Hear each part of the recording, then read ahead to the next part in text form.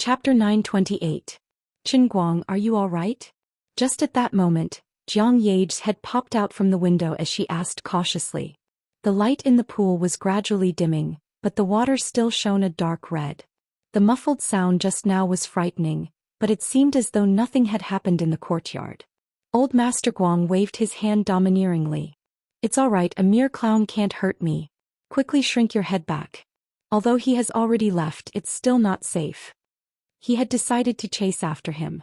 The two of them had just exchanged a few words when a hubbub of voices sounded from the other side. The guards in charge of security in the Silver Bowl Hotel had sensed that something was amiss and had quickly come over. Old Master Guang hurriedly clamped his legs together. What the heck, I'm still naked. He immediately leaped up and ran back. Excuse me, I'm going to jump in again. When he returned to the room, he realized that he had made a mess in the room. However, he did not have time to waste as he planned to put on his pants and continue his chase. In the end, he was dumbfounded.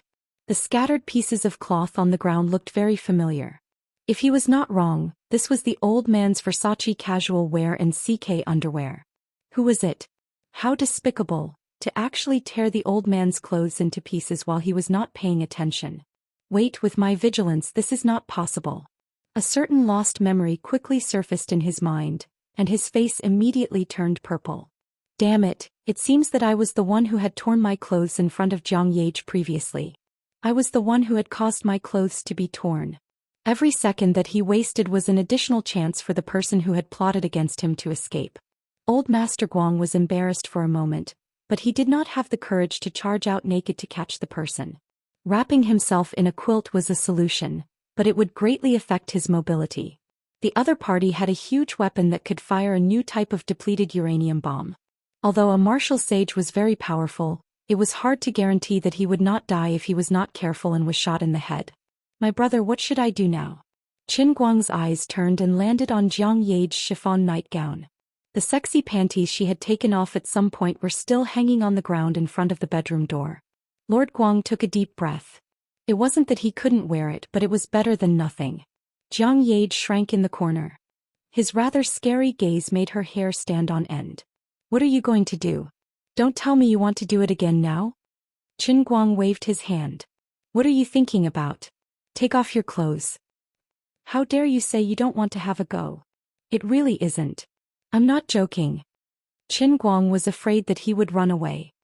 He gritted his teeth and rushed forward. My clothes were just torn. I have to catch that bastard now. Otherwise I'll be silenced later. And then... Jiang Yage was still in disbelief. And then give me your clothes to wear. 3 seconds later, before Jiang Yage could even react, her nightgown had disappeared from her body like a whirlwind. Qin Guang's movements were too fast and nimble. With a swoosh he was gone. Before he left, he hurriedly said, I looked around earlier. There seems to be an air raid shelter under this villa. Go and hide there first. Don't come out unless it's necessary. Wait for me to come back. It'll only take 5 minutes at most. This guy is serious. Jiang Yage screamed. Qin Guang had already disappeared. The tattered curtains swayed as if a gust of wind had just blown past. She hurriedly went to find her casual clothes. Just as she was putting them on, she suddenly came back to her senses. Something's wrong. Something's definitely wrong. After a while she reacted. He had snatched away her chiffon nightgown. That's right, he even took away my underwear. Now this guy is wearing my underwear. It's so embarrassing. On the other side, Qin Guang was actually quite embarrassed. There were people coming and going from the hotel outside, and many of them were approaching Jiang Yage's villa. Fortunately, he was now very capable. It was late at night. Although there were many people, he hid in the shadows of the trees along the way, restrained his breath and became one with nature. He floated like a phantom so no one noticed him. Why was it a phantom? Because the chiffon nightgown was pink. Occasionally, a hotel guard noticed this flash of light, but in a trance he thought he was hallucinating. It's the middle of the night. My eyes must be playing tricks on me. Why would there be a female ghost flying out of nowhere? The guard collected his thoughts and rushed to the villa area. He heard that there was a big shot living there and the commotion was quite big. If something happened, no one could bear the responsibility. Tonight was not very peaceful. He had to be on full alert. The wind blew past Qin Guang. The light turned into a shadow and was left behind by him. Ever since he returned to this world as the true martial saint emperor, even when he was fighting with Ouyang Tianxing and the others, or when he broke the depleted uranium bomb with his bare hands, he did not go all out.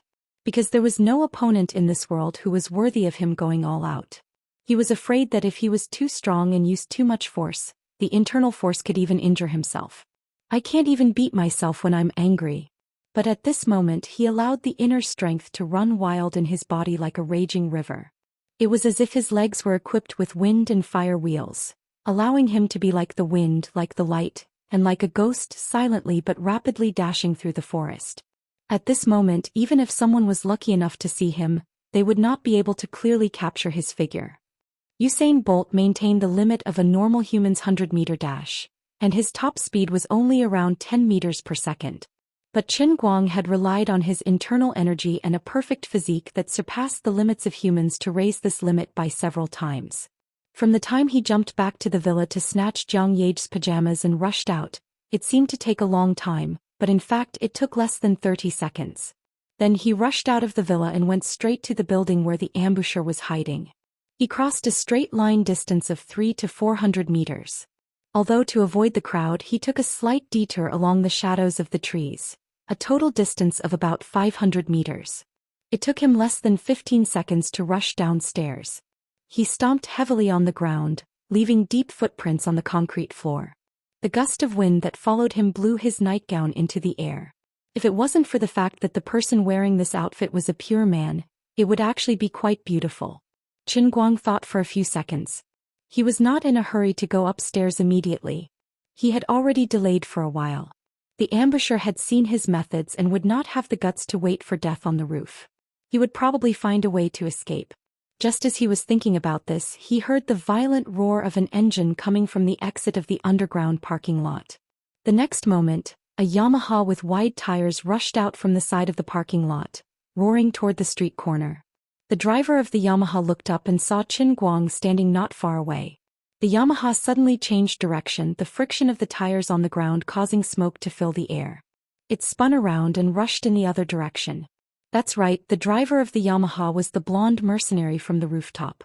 He was about to go crazy. He had taken the elevator from the rooftop to the underground parking lot, then rode the motorcycle and rushed out.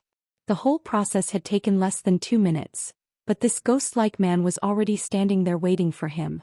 Others might find his current appearance funny, but for the golden-haired mercenary who was trying to escape, the appearance of the man in a nightgown was not funny at all. This nightmarish guy was scarier than the water monster in Loch Ness. The mercenary did not even dare to hope that he could pass by the man on the motorcycle like a normal person. A man in his sleep could sense that he was about to detonate a bomb from hundreds of meters away, react in time and completely lock onto his position. How could he not sense his aura now? Qin Guang also reacted swiftly and chased after Siamo the moment he saw this scene. He could not let this guy run at full speed. Otherwise, with the Yamaha's performance, it would be difficult for him to run on foot. Unexpectedly, just as he took a few steps forward, that guy's Samoyed exploded with a loud bang. The Yamaha's body turned into a dazzling ball of flame and rushed along the road for dozens of meters, leaving a trail of flames in its wake. As for the man in the car, no, he was no longer human. The moment the Yamaha exploded, the man was completely engulfed in flames and thrown further than the motorcycle. He fell to the ground, motionless and still burning. Qin Guang was stunned. In the end, he was still a step too late and was silenced. No, his employer might not have intended to let him live from the beginning. As for who this person's employer was, Qin Guang did not have to think too hard to guess. It could only be Cao Jingming. However, Qin Guang did not expect him to be so crazy. He knew that he was with Jiang Yage, yet he still dared to send someone to use TNT, which would definitely cause additional casualties. If he had not reacted fast enough, Jiang Yage's fate would not be much better than that of the Burning Man. The explosion here would definitely attract more people. Since the man was already dead, there was no point in staying here. Qin Guang turned around and left. Things had escalated to this point and there would be no room for reconciliation. The news would also spread to Yanjing, and the elders would have to do something about it. Look, this is the Cao Jingming you want to protect. He treated me and Jiang Yage like this today and he will do the same to you in the future. He had committed a big taboo. If he had not done what he did today, the situation would still be under control. but now he had the intention to kill. Even if he was killed on the spot and did not leave any evidence, the situation had already gone beyond the limit.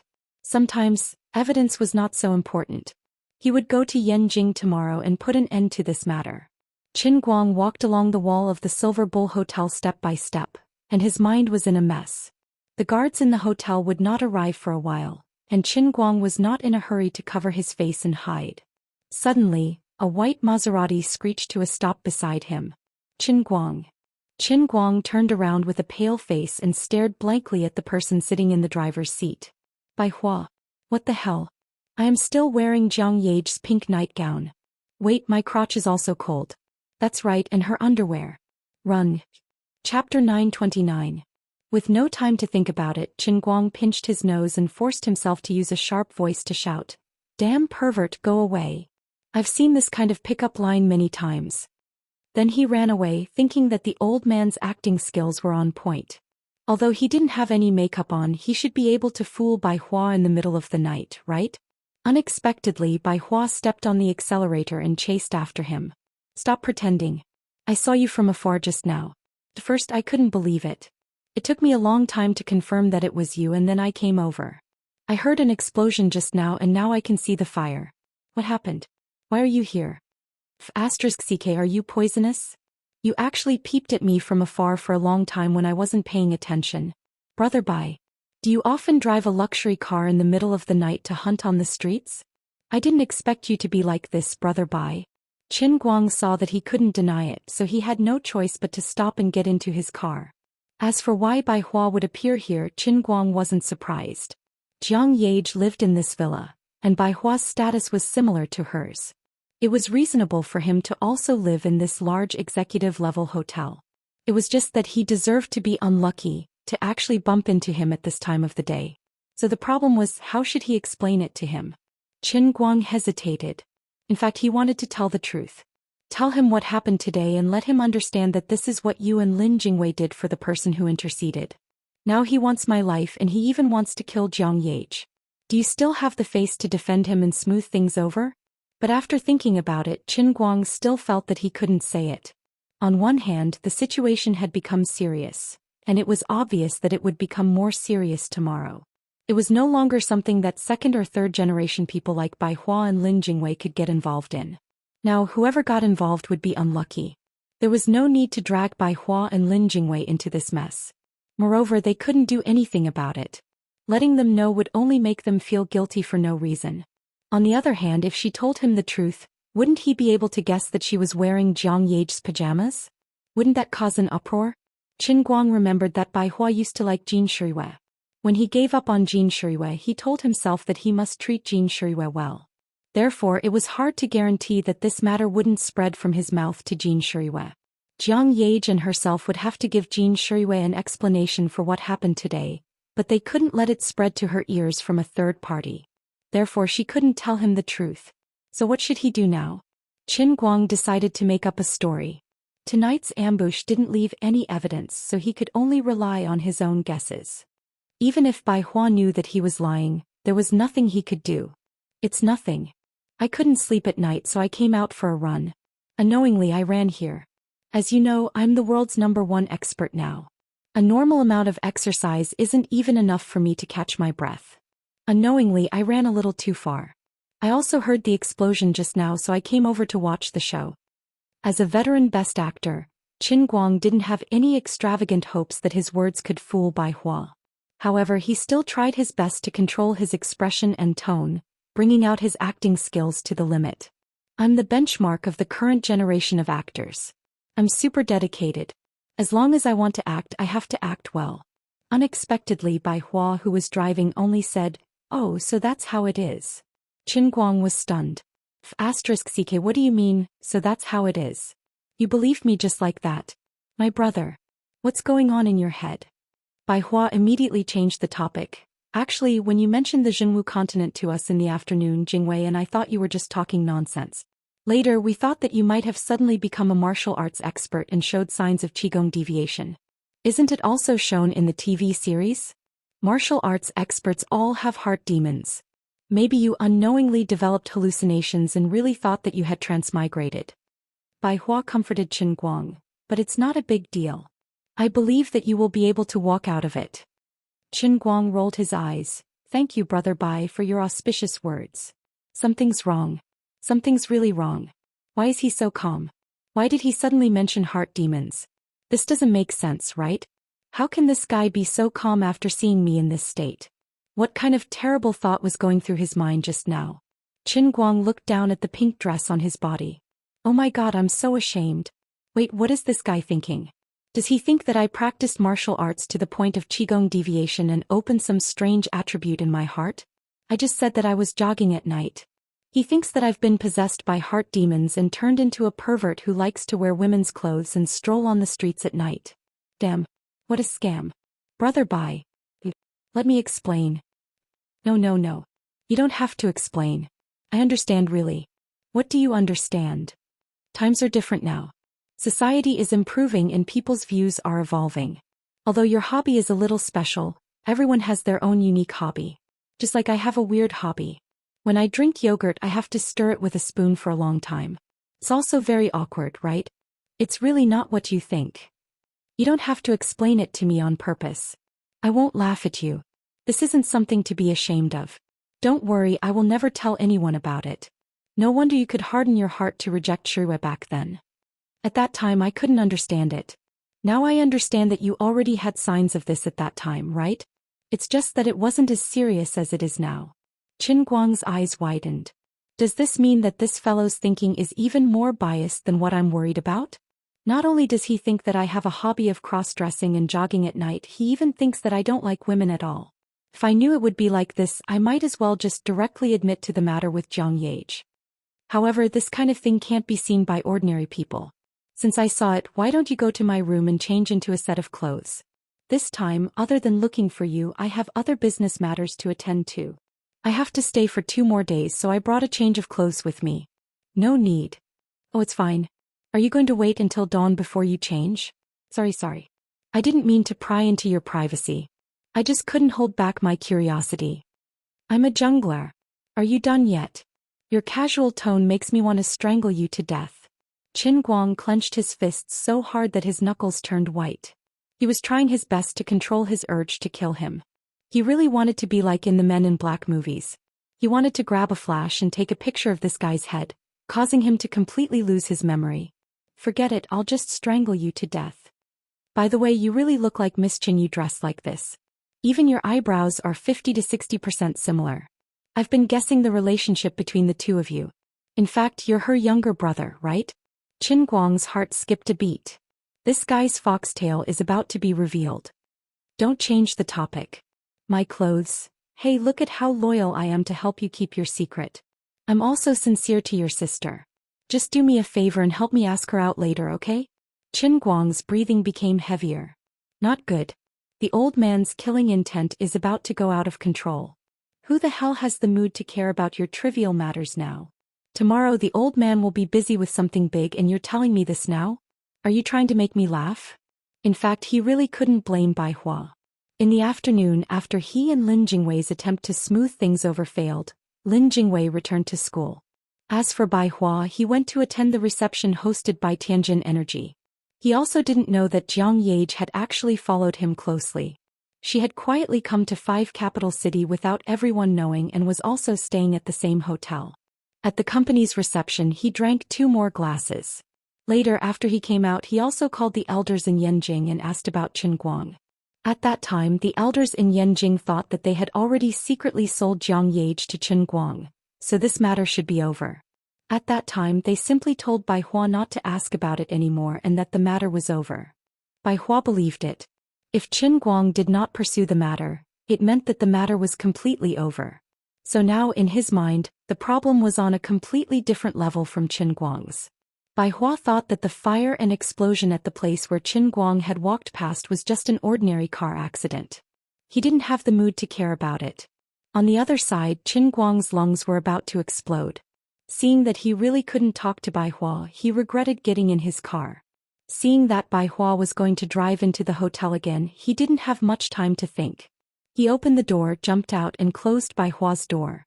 Relying on his super strength and invincible body, He landed on the ground with a perfect posture and shouted, "Goodbye." At the same time he bounced off the ground and ran forward.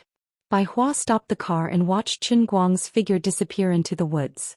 "Hey, don't jump out of the car. If you don't want to, just pretend that I didn't mention it. I was just joking with you. I'm not the kind of person who would use this kind of thing to blackmail you." "But you've already blackmailed me. You despicable person who says one thing but means another." Qin Guang didn't want to talk to him at all and disappeared in a few leaps. He took a big detour and finally returned to Jiang Yage's villa. At this time Jiang Yage didn't hide in the air raid shelter. Instead she was sitting in the living room dressed properly waiting for him. "They're all gone?" Qin Guang asked as soon as he entered the door.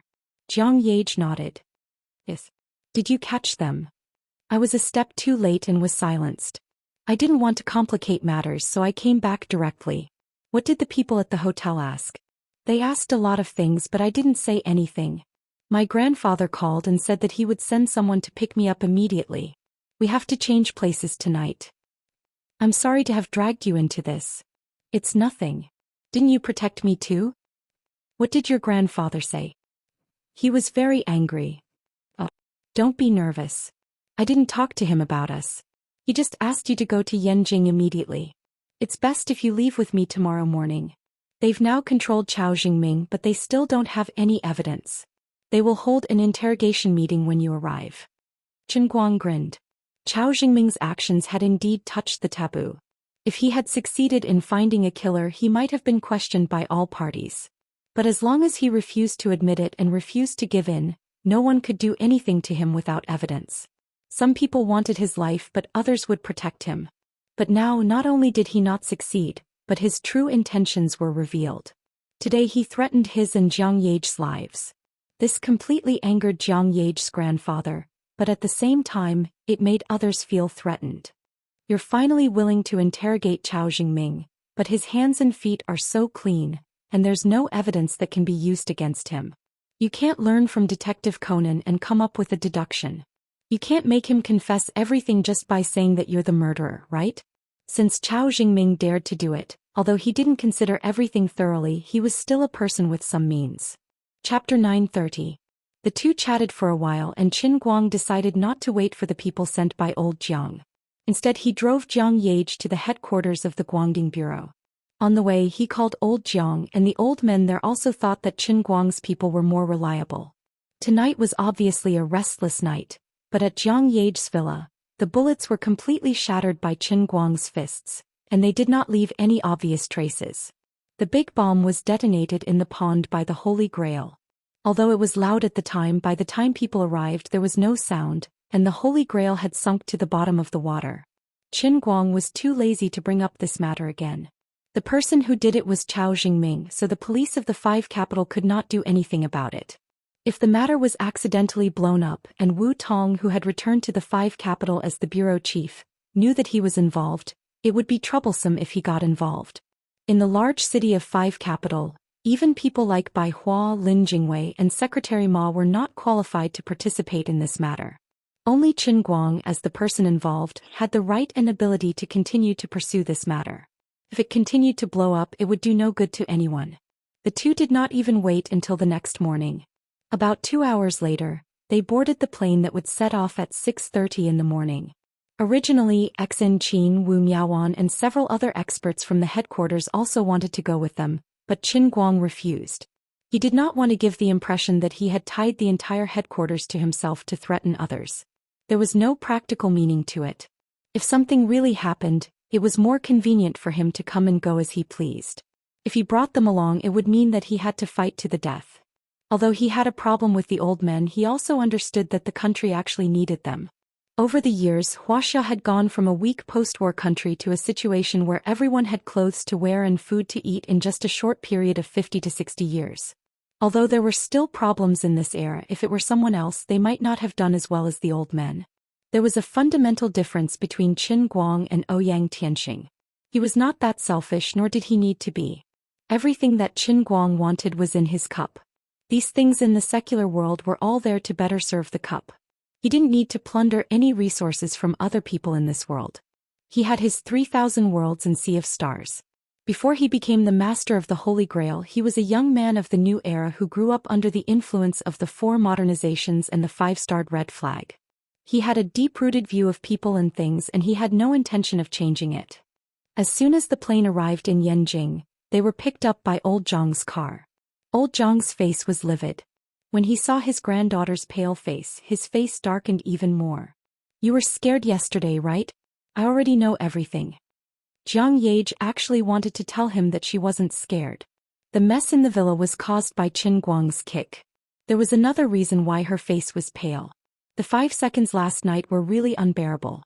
But she didn't dare to say it. She just held her suitcase tightly, shook her head and said, "I'm fine. I don't know what happened, but Qin Guang went after them." Well, thanks to little Qin.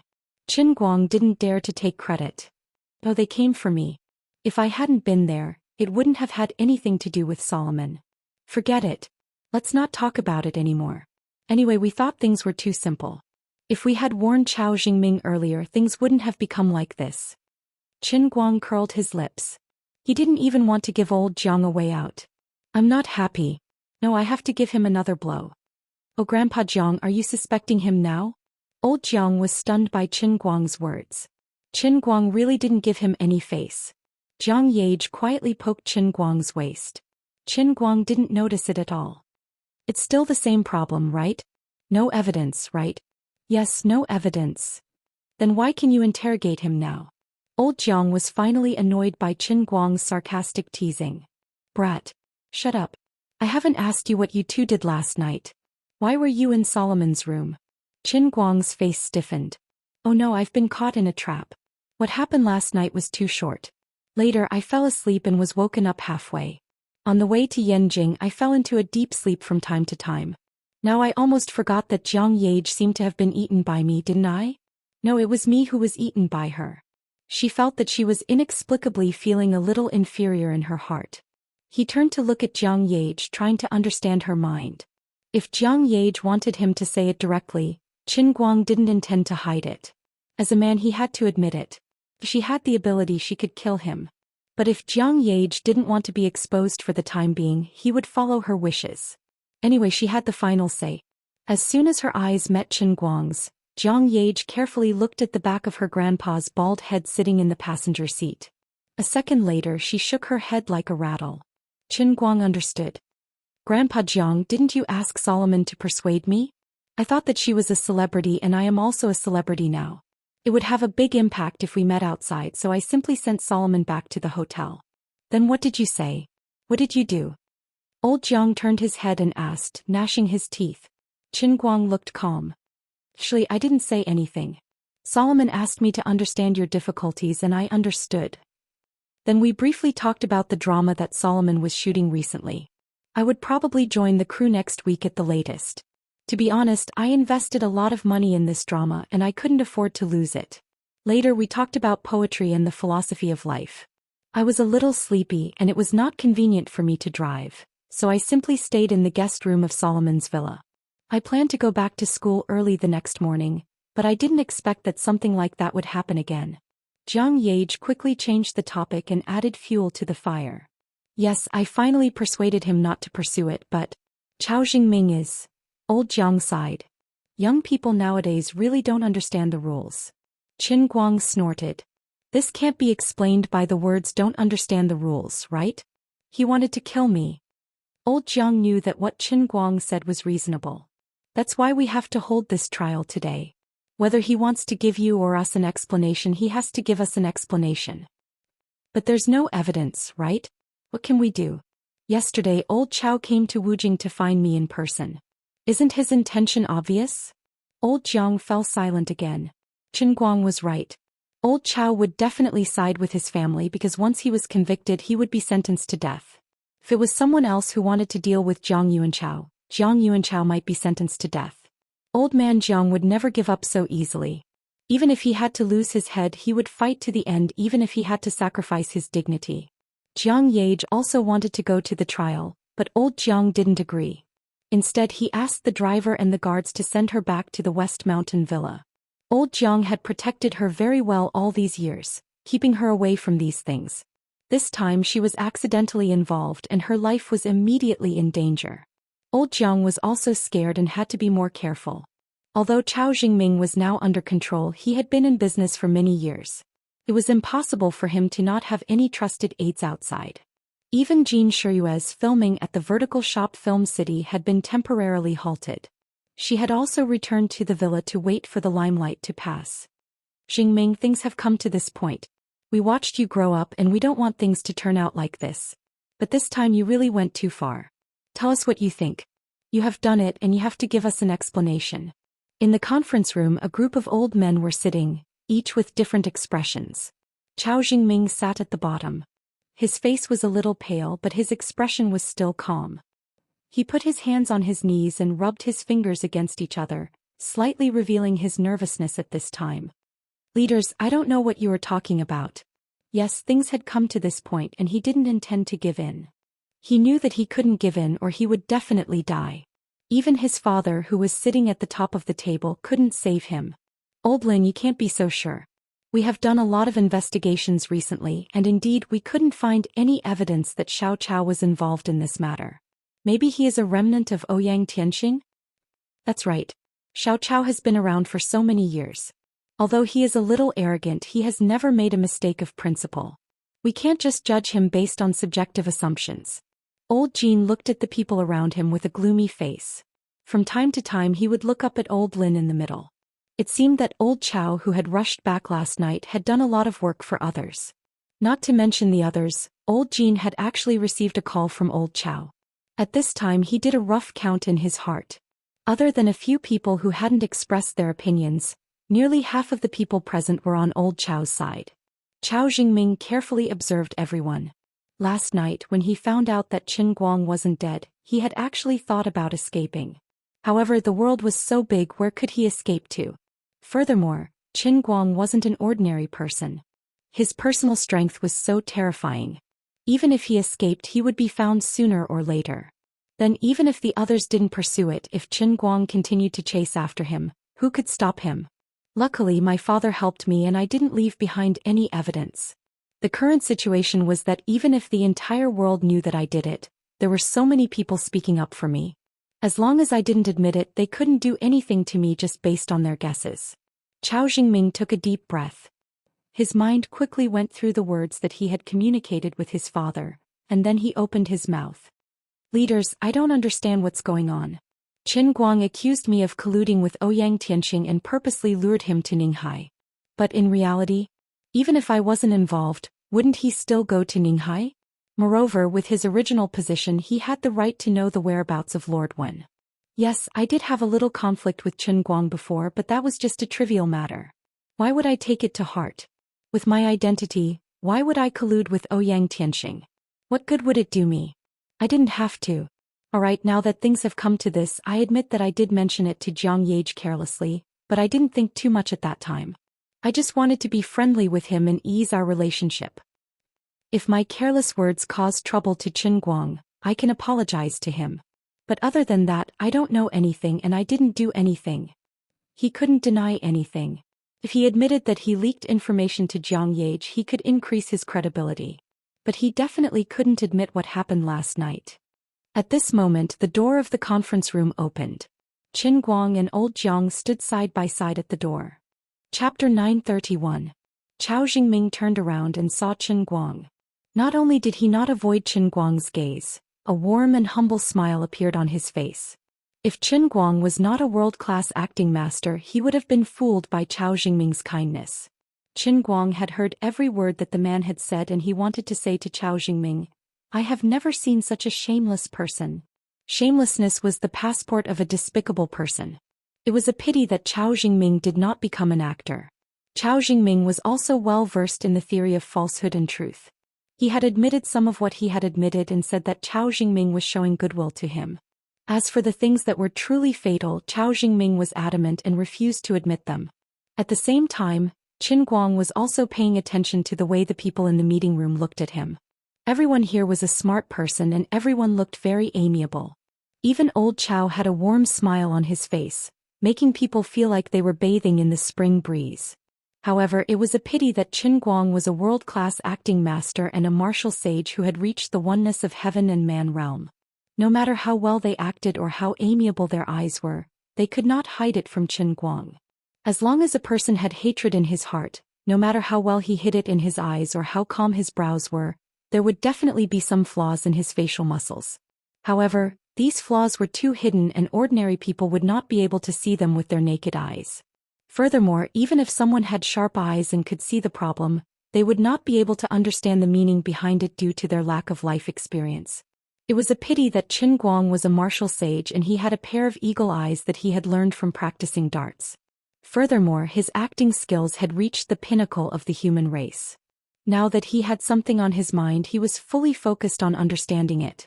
Coupled with the attraction of the heaven and earth, the hostility of these people could not hide. After pondering for a short while, he walked in with a faint smile on his face. Qin Guang greets all the leaders. He still acted like a martial artist and cupped his fists in greeting. He was very Jianghu. Xiaoqin, take a seat. The old man waved his hand and gestured for Qin Guang to sit down. Qin Guang did not hesitate. He pulled out the chair next to Chao Jingming and sat down. Don't be fooled by how mysterious and incredible this place is. In fact, there is a universal principle when it comes to making decisions in this world. Meeting. There was no better way to combine everyone's wisdom and take everyone's opinions into consideration than a meeting. Old Master Jiang sat down next to Old Master Jin. Old Master Jin asked softly, "What did little Qin say on the way here?" Master Jiang stamped his feet angrily and said, "Don't mention it. Solomon said that she finally got Qin Guang's work done yesterday, but such a thing happened last night. It's useless to say anything now. This kid is holding back his anger right now. I have a feeling that he'll make a scene later. In the past, if he didn't make a scene in front of us, things could still be eased. Today everyone is here and it can be considered a big occasion. If he continues to make a scene, there will be no room for negotiation." Old Master Jiang said grumpily, "He already wants my granddaughter and his life. What room do we need?" "That's true, but according to the situation today, I'm afraid our efforts will be in vain." Old Master Jin smiled bitterly. Old Master Jiang raised his eyebrows and said, "What do you mean? Are you going to pretend that nothing has happened?" Old Master Jin said helplessly, "But according to the information at the scene last night, the person who did it was burned beyond recognition. No, there was no corpse left at that time. Although there were traces of fighting at the scene, the fragments were too broken and we can't identify the model, nor can we find any fragments with codes. We can't prove anything." Thinking of this, Old Master Jiang sighed. "That's true. He's full of tricks, cunning and sinister. Yesterday old Chao talked to a lot of people. The general idea was that although Chao Jingming is suspicious, we can't touch his son just because of speculation. So, can we really turn a big problem into a small one and a small one? Chao Jingming's son is a life, but my granddaughter is a life? What a joke. Look at you, you are angry again, right? That brings us back to the old story. Evidence, there is no evidence. Is there no evidence in the communication system? There is no record of it." At this moment, Grandpa Jiang fell into silence. He was wondering if he really had to do as Qin Guang threatened old Chao yesterday and make a move himself. This wasn't something to be trifled with. On the other side, the old man in the middle waited for Qin Guang to sit down and said, "Okay, now that everyone is here, let's make it clear." Hearing this, Qin Guang was expressionless, but his heart was already half cold. Make it clear? What was there to make it clear? It was a matter of life and death. Was there any need to negotiate? On the other side, Chao Jingming had already stood up when he heard this. He took the initiative to reach out to Qin Guang and said, "Little Qin, we had some small conflicts before, but the whole thing was a misunderstanding. I have no malice. I have just explained to the leaders. The reason why I mentioned it to Solomon was that I wanted to help you." Qin Guang crossed his hands and had no interest in shaking hands with him. "Help me. Don't tell me I have to thank you. You're exaggerating. I didn't help much, but I did something bad out of good intentions. Since you have such a big opinion of me, I'll apologize to you here today in front of everyone. How about we let this matter go?" Qin Guang almost laughed. He had underestimated the thickness of this person's skin.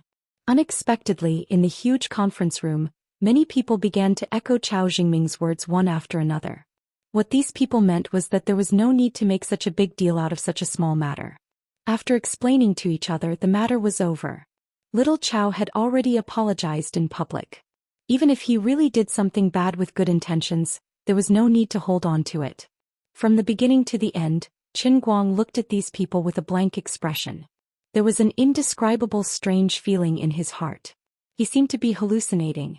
In his eyes, these seemingly kind old men were smiling so warmly. But in his eyes they were clearly all kinds of demons and ghosts. The smiles on their faces made people feel no warmth in their hearts. It was all bone-piercing cold. Qin Guang felt that he would definitely not be able to learn this in his life. Weren't they tired of living like this? Before, Chao Jingming deliberately leaked the news which could be put aside. Last night's incident, they actually completely ignored it. Just as Qin Guang was thinking about this, another person next to old Chao stood up and placed a stack of documents on the table. He said, "All right, since we've spoken, then the matter between little Chao and little Qin is over. As for what happened to little Qin last night, after a thorough investigation by the intelligence department overnight, there are some new findings here." As he said this, he pushed the thick stack of documents in his hand towards Qin Guang. He said, "According to the analysis of the intelligence personnel, all signs indicate that this is very likely to be a revenge operation initiated by the trusted subordinates of the former director of the Special Affairs Bureau, Ouyang Tianxing. Fortunately, little Qin is now powerful, so he was able to turn the misfortune into a blessing. I think we should further strengthen the crackdown on the remnants of the Special Affairs Bureau. On the other hand, we should also give little Qin an appropriate commendation." Qin Guang did not even bother to flip through the documents in front of him. There was no need to look at them. Since they could come up with something like this in this situation, the documents must be flawless and impeccable. However, no matter how well it was done, Qin Guang was not the least bit interested. He knew that it must be fake. Ouyang Tianxing's way of controlling his subordinates did not have any special methods. He relied on nothing more than a unique poison that only he had the antidote for. Now that Ouyang Tianxing was dead, even if his trusted subordinates were lucky enough to survive, they would probably be in a constant state of anxiety, afraid of dying from the poison. How would they have the leisure and courage to seek revenge for Ouyang Tianxing? Every man for himself, and Ouyang Tianxing did not have that much charisma. "Little Qin, take a look at the documents. You're the director of the General Directorate of Light. There's no harm in knowing more information." Old man Chao said with a smile. He felt that today's situation was already in the bag. Qin Guang looked up slightly, his eyes flashing. He said coldly, "I won't look at the documents, it's meaningless. I just think that your acting was really good." Everyone was stunned. Old Chao furrowed his brows. "What did you say?" No one expected Qin Guang to say something like that in this situation. Qin Guang raised his voice again. "I say your acting was really good. It's a pity that I didn't invite you old actors to the movie I invested in. Little Qin, this is an official meeting. Don't mess around." Even the old man in the middle could not hold it in. Qin Guang was slapping all of them in the face. As Qin Guang chuckled, he asked, "What did I not say? Do you guys really think that I was being unreasonable before? That I was making a fuss? Chao Jingming used Jiang Yage to leak information to me. Was it really to help me? Even a 3-year-old wouldn't believe it. Also, I know that Chao Jingming's hands are very clean. Since he did it, he wouldn't leave any evidence behind. But what I encountered last night was the new armor-piercing depleted uranium bomb that I saw during the military exercise. How could Ouyang Tianxing's men get their hands on such a thing? Or is it that Chao Jingming is actually Ouyang Tianxing's man? Are you indirectly helping him admit it?" "Nonsense. You're slandering me." Chao Jingming was furious, as though he had been wronged. "Qin Guang, don't think that you can slander others without a bottom line just because you have some success now. Every armor-piercing bomb has a serial number and is registered. Even if one is missing, we can find it immediately." Qin Guang turned to look at him. "Since you can say such things, I'm even more certain that you actually know everything. You're also prepared. Rules are set by people. You know better than me how to cheat. You know it all. Enough. Have you become so condescending to this extent?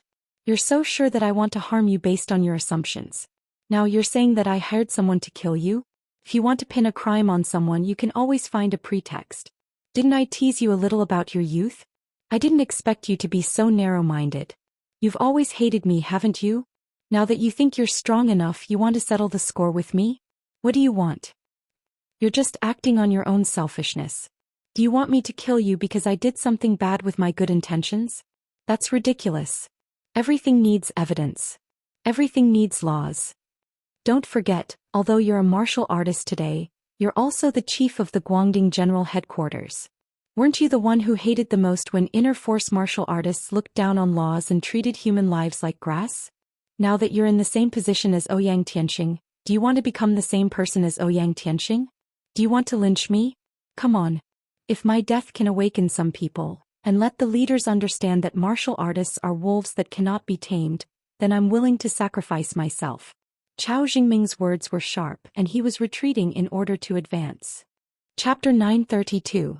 If it wasn't for the fact that Qin Guang had already seen through everything and was certain that Chao Jingming was the culprit, he might even start to doubt himself. He was right. The old man was the new Ouyang Tianxing. The other elders in the room were secretly terrified. Chao Jingming was not lying. No, the current Qin Guang was even stronger than Ouyang Tianxing in the past. He was also younger and his abilities would continue to improve in the future. Other than Qin Guang, the second most powerful person in the martial world, faction leader Wen, was also one of his people. His power and prestige among the sects in the martial world was even stronger than Ouyang Tianxing's, who had climbed up step by step with schemes and tricks. Ouyang Tianxing had cultivated the ultimate divine skill, and his actions were the style of the evil sects in the martial world. Qin Guang, on the other hand, had appeared out of nowhere. Once he appeared, he displayed absolute dominance and turned the tide to destroy the evil sections. His position and reputation in the hearts of the people of Jianghu would have made him the leader of a righteous sect in ancient times. No one would have dared to disobey him. The talent he displayed on the path of martial arts was also a rare peerless genius that only appeared once in 1,000 years. Chao Jingming's words reminded everyone that Qin Guang was actually more dangerous than Ouyang Tianxing. With Qin Guang's current position and ability, if he had any ulterior motives, or if he completely lost control, the consequences he would bring would be even worse than Ouyang Tianxing's. Compared to the potential danger Qin Guang was in, the assassination attempt the night before was insignificant. Firstly, Qin Guang wasn't injured.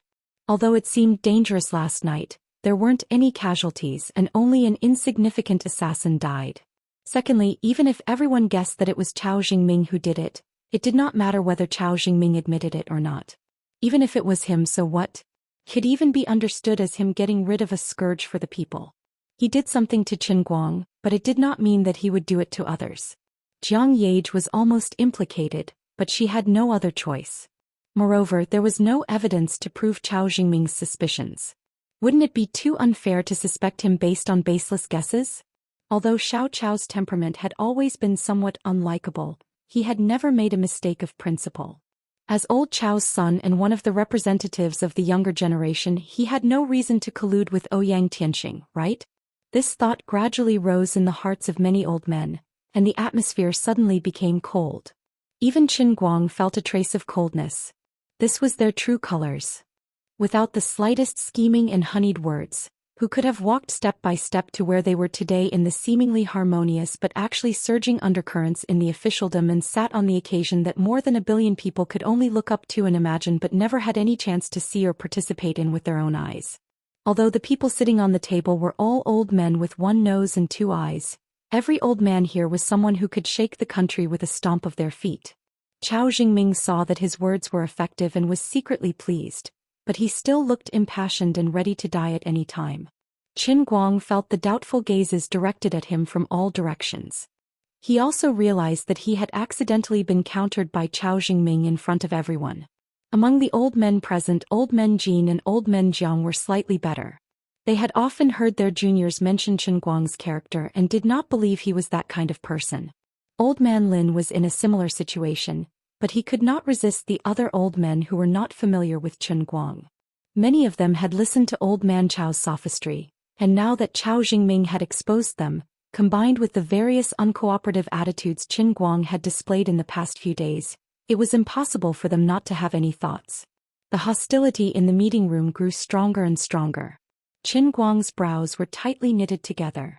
Damn it, so treacherous. The old man was not in a good situation.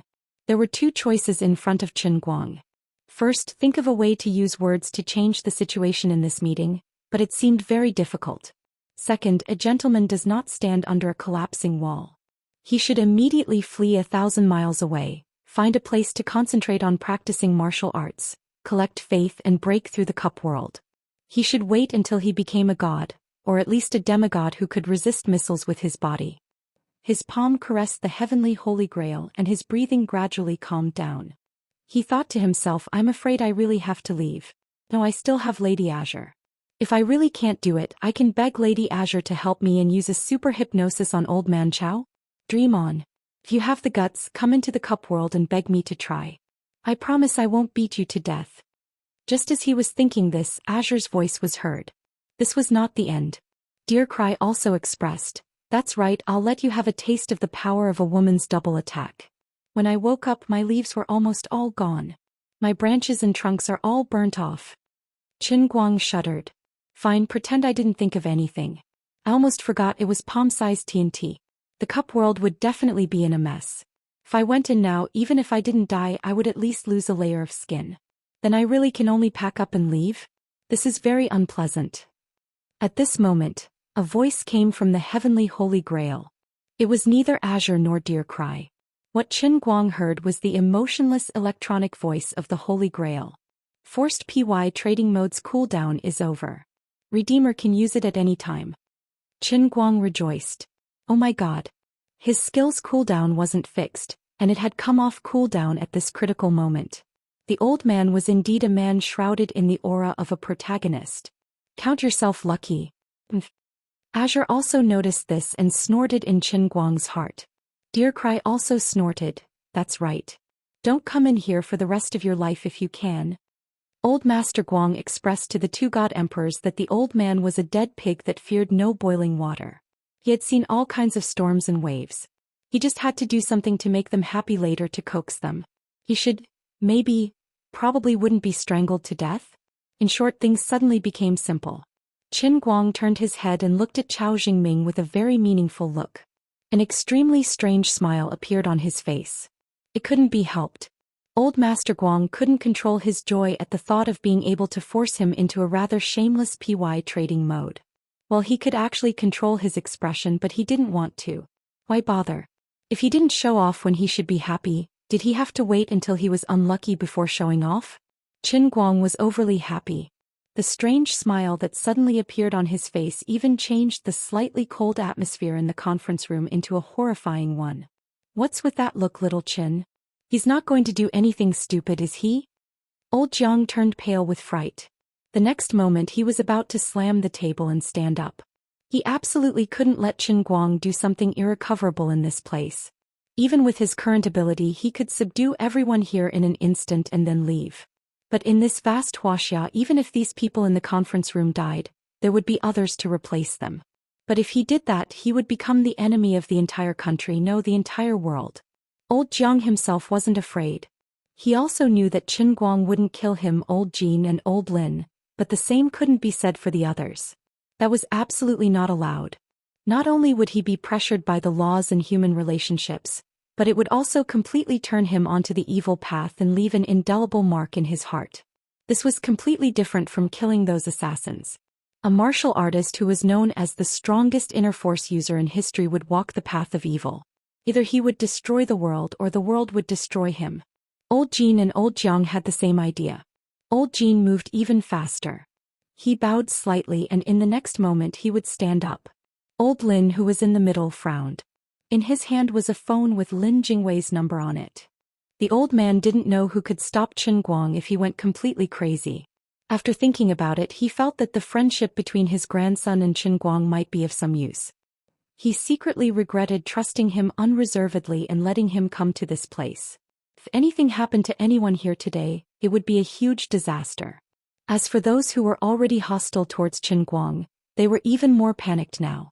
Although there was no recording of Qin Guang's battle with Ouyang Tianxing and the Shadow Alliance's warriors, the scene of him slaughtering dozens of powerful warriors with a wave of his hand was still vividly portrayed in the conference room. Everyone knew that as long as he wanted to make a move, no one could do anything to him. Right now the ones who were the most afraid were the Chao father and son. Qin Guang might not kill the others, but the two of them would be the first to bear the brunt of it. It would be hard for them to escape death. Chao Jingming retreated as he shouted, "Qin Guang! What are you doing? Qin Guang! Stop!" Old man Jin had already shouted. Old Jiang slammed the table heavily. "Little Qin, don't do anything rash. Don't worry, I'm here, no one can suspect you."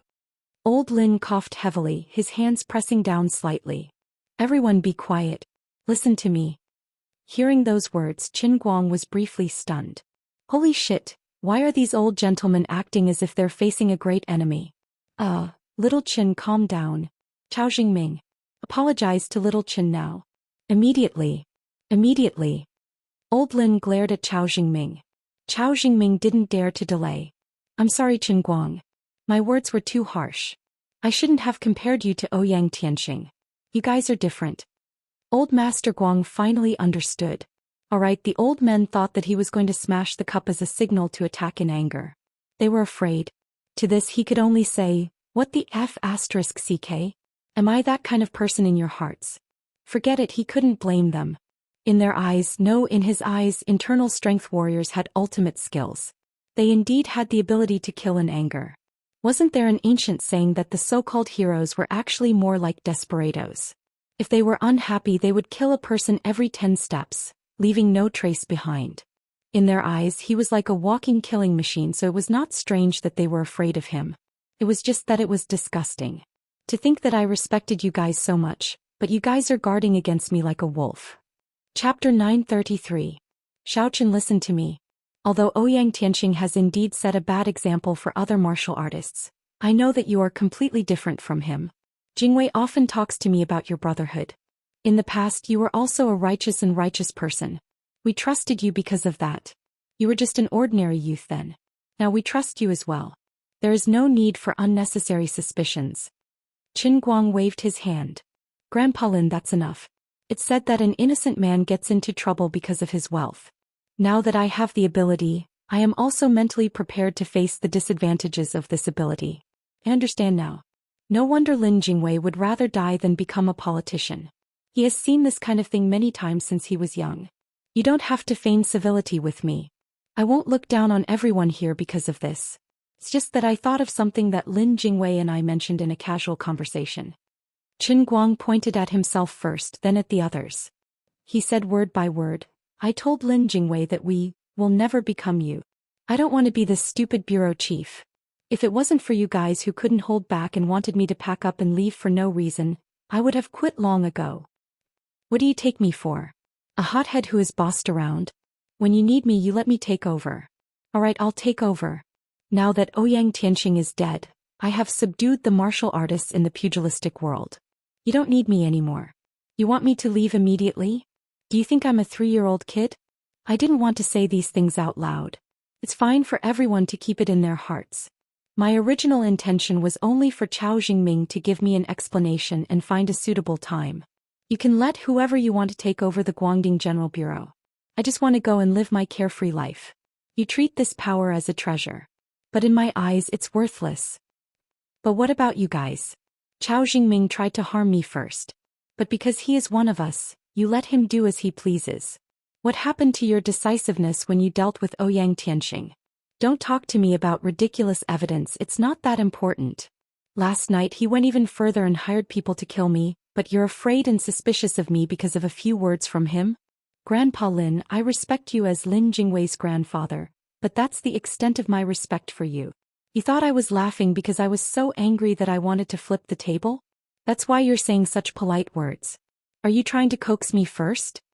Of course, I might not be giving you face by directly exposing you. In the past, even if others had opinions about you, they might not have said it out loud like me. I also wanted to endure it like others, but I found that I couldn't do it. When Qin Guang said these words, his emotions were not very agitated. He was still very calm. He had seen too many deaths in the true martial continent and the Sea of Transient. Especially the 130,000 years he had lived in the true martial continent, even though it did not directly change his personality. The experience of standing at the peak of the world and being worshipped by billions of people still made him think back to the past. Without any warning, he would jump out of his current position and stand on a higher level to look at the situation he was facing. At this moment he had entered this state without any warning. After saying these words, Qin Guang looked around and saw the changes in everyone's expressions.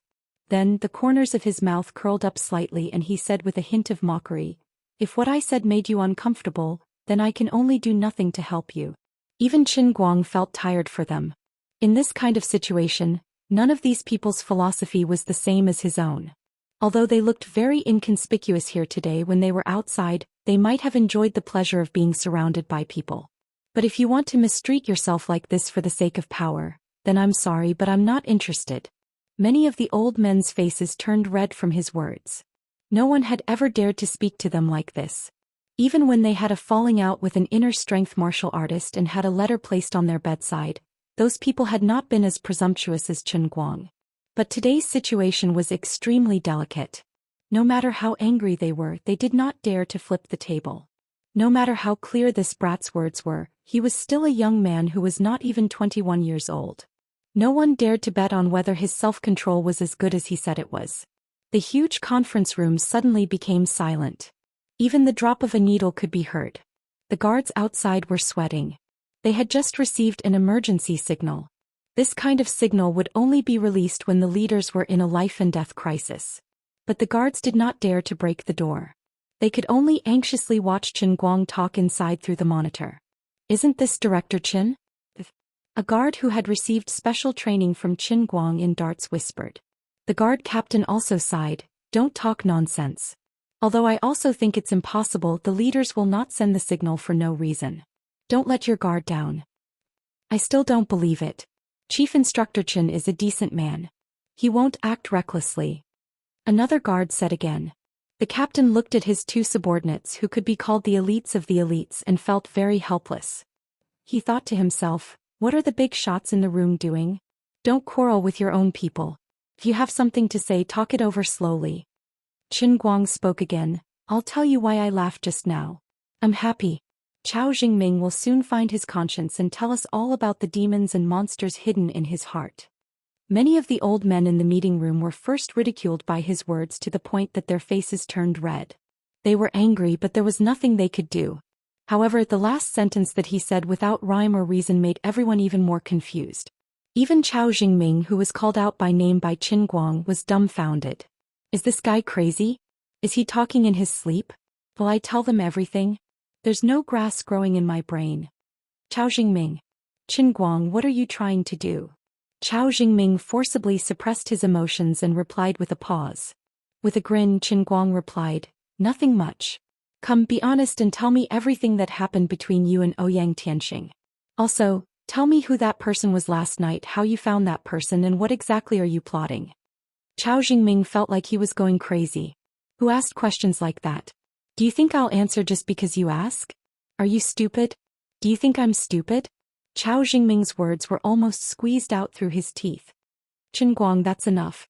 I have nothing to say. I have a clear conscience. Everyone in the conference room was stunned. They looked at each other. What was Qin Guang up to this time? Old man Chao braced himself and stood up. All right, Qin Guang, stop fooling around. Since we've told you everything and Jingming has apologized to you for what happened before, you, as the current chief of the General Directorate of Guangding, should do your best to continue investigating the remnants of Ouyang Tianxing. Don't worry, we'll get the other departments to cooperate with you. Why don't we end today's meeting here? Old man Chao said what most of the people were thinking. It was time to end the meeting. Due to the deep-rooted impression of him in the past, everyone had almost forgotten that this extremely emotional and slightly neurotic young man was actually the one who killed dozens of people without batting an eyelid or trembling his legs the day before yesterday without batting an eyelid or twitching his legs. Now that they thought about it, they were all a little scared. No matter how much power they had, they only had one life. So, no matter what happened in the future, it was better to end this meeting first and leave first. Then they could slowly plan for the future. Qin Guang didn't even look at old man Chao. He continued to stare at Chao Jingming and said slowly, "No, you will explain." This time he didn't waste any more time and shouted in his heart. "Take this. Be my shady deal." The next moment the world in front of him suddenly distorted. Chao Jingming, who was standing in front of Qin Guang, also stiffened. His mind was in chaos and he lost all consciousness without warning. He was forcefully dragged into the duel of words in the forced shady deal by Qin Guang. Forced shady deal. Begin now. The electronic voice of the heavenly Holy Grail played the role of referee. Relying on his master language skill, Qin Guang took the initiative and launched an attack. He shouted loudly, "The sky is round and the earth is square." Golden light burst out of his mouth and blasted straight at Chao Jingming. Chao Jingming, who had completely lost his consciousness, was hit by Qin Guang's fallacy attack. He swayed and the stone platform under him shattered into pieces. He fell down with a rumble. The electronic voice said, "You've caused 25 fallacy damage to the opponent." See two kids debating. Chao Jingming fought back decisively and the golden light shot back at Qin Guang. The electronic voice said, "You've received 13 proverb damage." Qin Guang grinned. This guy's level was much better than the waiter at the Tianjin restaurant who had tricked him into paying 100 yuan. "But you're not good enough. Eat my critical hit." The special skill of Language Master was activated. Qin Guang waved his hand domineeringly and said, "I'm from Hebei province. What a cold winter. I'm so angry. 16,000 yuan. Play with your sister." The electronic voice said, "Critical hit. You've caused 44 empty ear damage to the opponent." As expected of Chao Jingming, he didn't faint after taking a critical hit. Although the stone platform under him sank a lot, he stood up shakily and replied, "Oh, you're in a hurry, right? Dig sumida." Qin Guang sneered disdainfully. "You actually want to use empty ear damage to deal with me? But this trick of yours is too old." Sure enough, a notification that he hadn't seen last time appeared in front of him. The opponent used a foreign language empty ear attack to provoke the Language Master, Earth Sauce Exploder and the God of Shady Deal, Savior Qin Guang. Counter activated. Do you want to use counter? F***ck, does my title have to be so long? Qin Guang cursed in his heart as he raised his hand and pointed in the air. Counter successful. Chapter 934. A light shield appeared in front of him and the golden light that Chao Jingming roared out was bounced back. You've dealt 10 points of counter ear damage to the opponent. At this moment, there was a duong sound on Chao Jingming's side, and a red light surged out of his body. Qin Guang looked up and saw a long groove burning with raging flames on his head. An electronic notification sounded.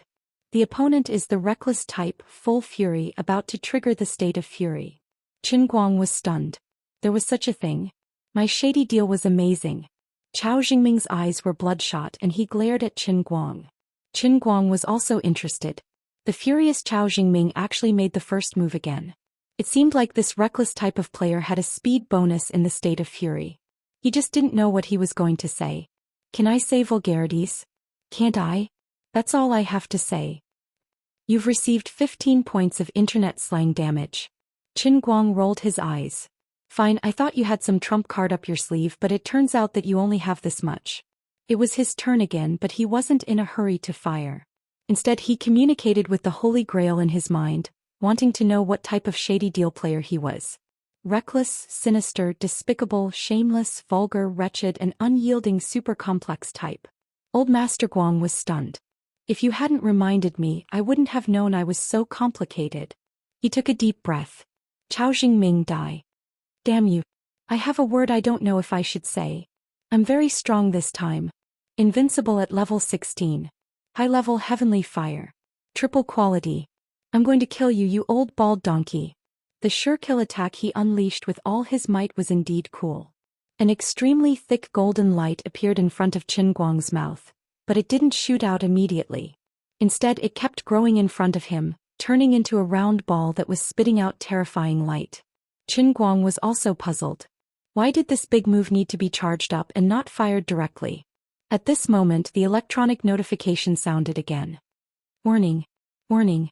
Language Master, Earth Sauce Exploder, and God of Shady Trading Savior, Qin Guang have unleashed a super fatal attack.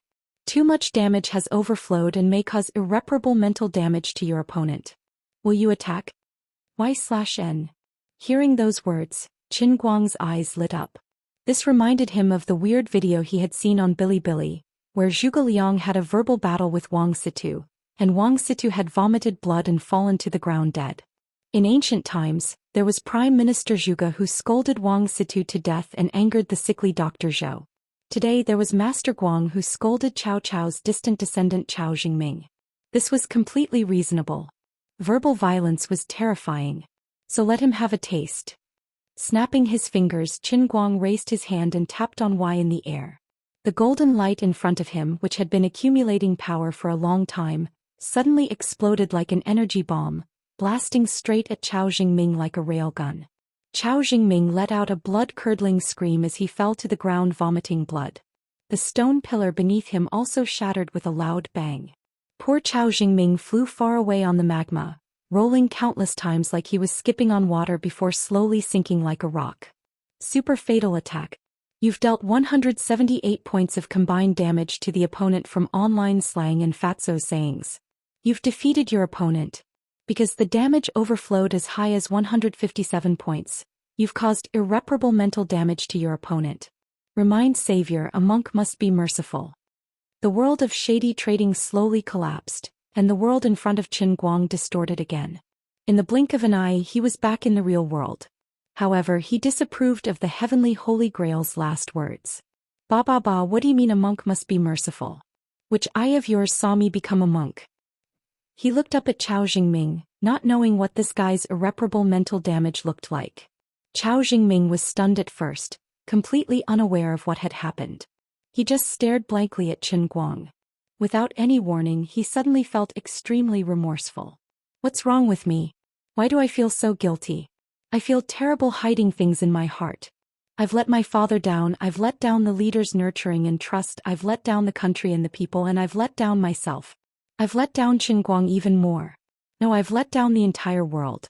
A person like me actually has the face to live so shamelessly in this world. I'm really sorry. The shady trading that took place in the heavenly Holy Grail may have taken a long time to describe, but in the real world, it probably only took less than a microsecond. The old men in the meeting room did not know whether to laugh or cry at Qin Guang's unreasonable request to Cao Jingming, but they were also angry and unhappy because of his long speech earlier. But suddenly, Cao Jingming, who had been blushing under Qin Guang's interrogation, and looked as if he had been greatly wronged, changed his expression. He actually lowered his head slightly, not daring to look into Qin Guang's eyes. What's wrong with Cao Jingming? The atmosphere in the room suddenly became extremely strange. Old man Cao was about to speak when he announced the end of the meeting and everyone left. I'm sorry. Cao Jingming suddenly roared out loud. Many old men suddenly looked confused. What's wrong with little Cao? That's right. I deliberately told that little girl Jiang Yage that the Lord of the Wen family appeared at the border of Xianxia province and Ninghai province, just to let her leak this news to Qin Guang. I just wanted to cooperate with the strategy of Ouyang Alliance leader Mr. Ing. I want to lead Qin Guang and the Lord of the Wen family to Ninghai province. Cao Jingming's words caused an uproar in the meeting room. What the hell is going on? Jingming, are you crazy? Don't talk nonsense. Old man Cao jumped up from his chair and rushed to Cao Jingming, trying to stop him. Bang! Cao Jingming hit his old man's face with a backhand fist, making old man Chao's nose bleed, and he fell on his back. No one can stop me from confessing. Cao Jingming roared angrily. What does he mean? Old man Jiang was also startled by Cao Jingming's sudden frankness. The change was so sudden that he didn't have time to react. Old man Jean was also digging his ears with a face full of astonishment. He thought he had misheard. Qin Guang, who had seen through everything, pretended to be in disbelief. My God, did you find your conscience? Don't look down on me. I Cao Jingming will never change my name. Since I did it, of course I will admit it. Shut up. Shut your mouth. Old man Cao got up from the ground again and rushed to Cao Jingming. But he was punched in the face by Cao Jingming again and fell to the ground. Everyone in the conference room was dumbfounded by the situation. Old man Chao's mouth was full of blood and his hair was disheveled. He looked miserable. But no one tried to help him and no one thought of stopping Cao Jingming. It wasn't that they were cold-blooded, but it happened too fast and the situation took a turn for the worse. No one was prepared for it. Even the old masters, who were used to seeing great storms and waves, had never encountered such an unimaginable thing. Last night I did ask someone to kill Qin Guang. The executor was Lyman Hart, a powerful assassin. I paid him 20 million US dollars at first, and then to let him detonate the bomb in advance, I added another 50 million US dollars, and paid him an advance of 20 million US dollars. The person in charge of the payment was Song Yuan, the chairman of the Overseas Department of Pagoda Corporation. To ensure the success of the operation, I gave him a sample armor-piercing bullet with no code that I stole from the R&D lab. At this time Chao Jingming was shrouded in righteousness, and he continued to speak in a loud and sonorous voice. It was as if he was not talking about his own sins, but asking for credit from others. Old man Chao slumped to the ground, looking at his impassioned son who was full of excitement, and his eyes were shining, his heart was cold. Crazy, completely crazy. Why did you do this? Although old man Jin had been suspicious of Chao Jingming, he still couldn't help but question him when he heard it from his own mouth. Old man Jiang had already jumped up and was about to slap Chao Jingming's face. Bastard. I'll kill you. Old man Jin saw that Chao Jingming had even hit his father, so he quickly pulled old man Jiang back, and it took him a lot of effort to stop him. Old man Lin, who was in the middle, frowned. Others could lose control in such a situation, but he couldn't. He had to be more composed than everyone else. He coughed twice to get everyone's attention, and then he knocked on the table. All right, quiet down. Sit down and help old man Chao up. Let him sit properly. Old man Chao was helped to a chair by two people beside him, but he wanted to get up to look for Chao Jingming. The old man in the middle waved his hand again. Old man Chao, sit properly. But, old man Chao wiped the blood from the corner of his mouth and wanted to explain. No buts. Do you want to be beaten to death by your son here? The old man in the middle glared at him. Old man Chao knew that it was useless to say anything now, so he sat down dejectedly. Little Chao, do you understand what you just said? Old man Chao finally settled down, and the old man in the middle looked at Chao Jingming and asked. Chao Jingming nodded. Of course. I'm very clear-headed. I know what I'm saying and I'm telling the truth. If I'm lying, I, Chao Jing, will be struck by lightning tomorrow and die a horrible death. Do you have to swear on something like this? Although almost no one in the room believed in the so-called oath, the whole thing itself was strange enough. If you don't believe me, you can check the material list of the Military Research Institute for this year's March. Compared with the previous data, you can see that the core material used in March was exactly 1 bullet more than usual. The person who helped me hide the armor-piercing bullet was senior researcher Qi Jimin. Everyone was dumbfounded again. You really told us everything. Why did you do this? What are you after? If what Chao Jingming said was true, then basically all the evidence and witnesses were present. The old man in the middle suppressed his anger and asked in a low voice. Many of the old men in the room stared at Chao Jingming's face. Everyone wanted to know what was going on. Qin Guang, on the other hand, leaned back in his chair and crossed his arms, looking very calm. Chapter 935. Facing everyone's shocked expressions and gazes, Chao Jingming did not feel that there was anything wrong with what he said. At that moment he was as proud as a primary school student giving a speech on Children's Day. He looked at the old man in the middle with a faint smile. There's no special reason. Ouyang Tianqing visited me personally before. He can come and go as he pleases in the heavily guarded compound. I'm afraid of death. The human skin masks found in the Shadow Alliance's base were made with my help. I was Ouyang Tianqing's highest-level informant from the beginning. My father is also well aware of this matter. There's still the slow-acting poison antidote that Ouyang Tianqing gave me in my home, but there's not much left. I don't have much time to live anyway. I decided to kill Qin Guang for 2 reasons. First, to vent my anger. Second, because he was unwilling to forgive me. There's no special reason. I've done similar things many times in the past. Alright, I'm done. Chao Jingming looked at everyone with a smile. His expression seemed to be saying, hurry up and praise me, hurry up and praise me. Old man Chao was so weak that he almost slid off his chair. It's over, it's all over now. As for the other old men, the expressions on their faces changed from confusion to skepticism, and finally uncontrollable rage. Qin Guang was dumbfounded by the entire process. Holy sh*T, the power of forced PY transactions is a little too strong. Chao Jingming did not know what he was saying at all. Though he knew. He understood it completely. He was very clear-headed now. However, his outlook on life in the world had been completely distorted. In his heart, what he said was not a bad thing but glory and achievements. The desire to talk that was forced into him through PY transactions forced him to talk about these glorious deeds. At that moment he was like someone who was born with no sense of pain. His fingers were about to be chopped into pieces, but he was still smiling. Qin Guang thought to himself, "Thank goodness I never have to be my enemy. How pitiful." All the old men, whether they were on Old Man Chao's side or not, were now completely enraged. No wonder there had been leaks when they tried to deal with the Special Affairs Bureau in the past. Ouyang Tianxing's spies had already been planted around them. Even Elder Chao, who had fought alongside him for many years, had indirectly become Ouyang Tianxing's subordinate. In addition, when the matter of the human skin mask was first brought to everyone's desk, the bloody reality of tens of thousands of lives also made many elders furious. He had never imagined that Chao Jingming would be involved in this matter. Bastard. Shame. This was simply a disgrace. Old Chao, you taught your son well. Unforgivable. Too many to count. In the middle of the room, old Lin was already an old man. He was so angry that his hands were shaking and his lips were blue. He couldn't speak for a long time.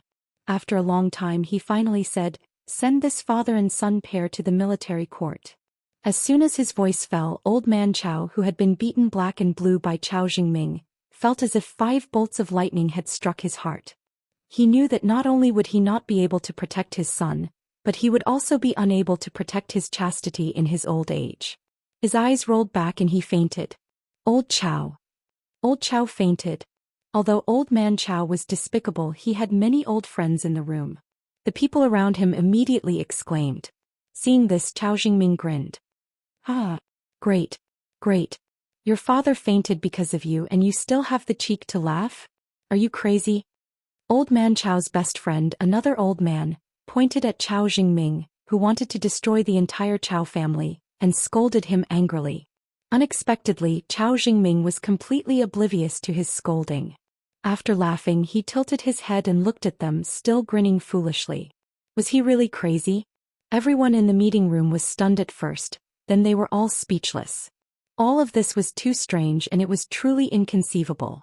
Qin Guang knew this very well.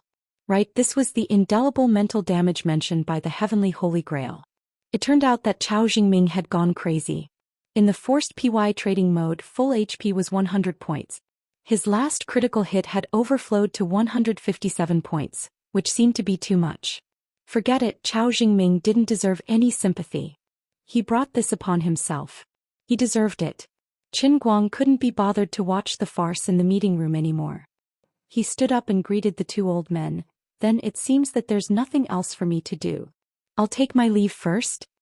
Little Qin, why did he do this?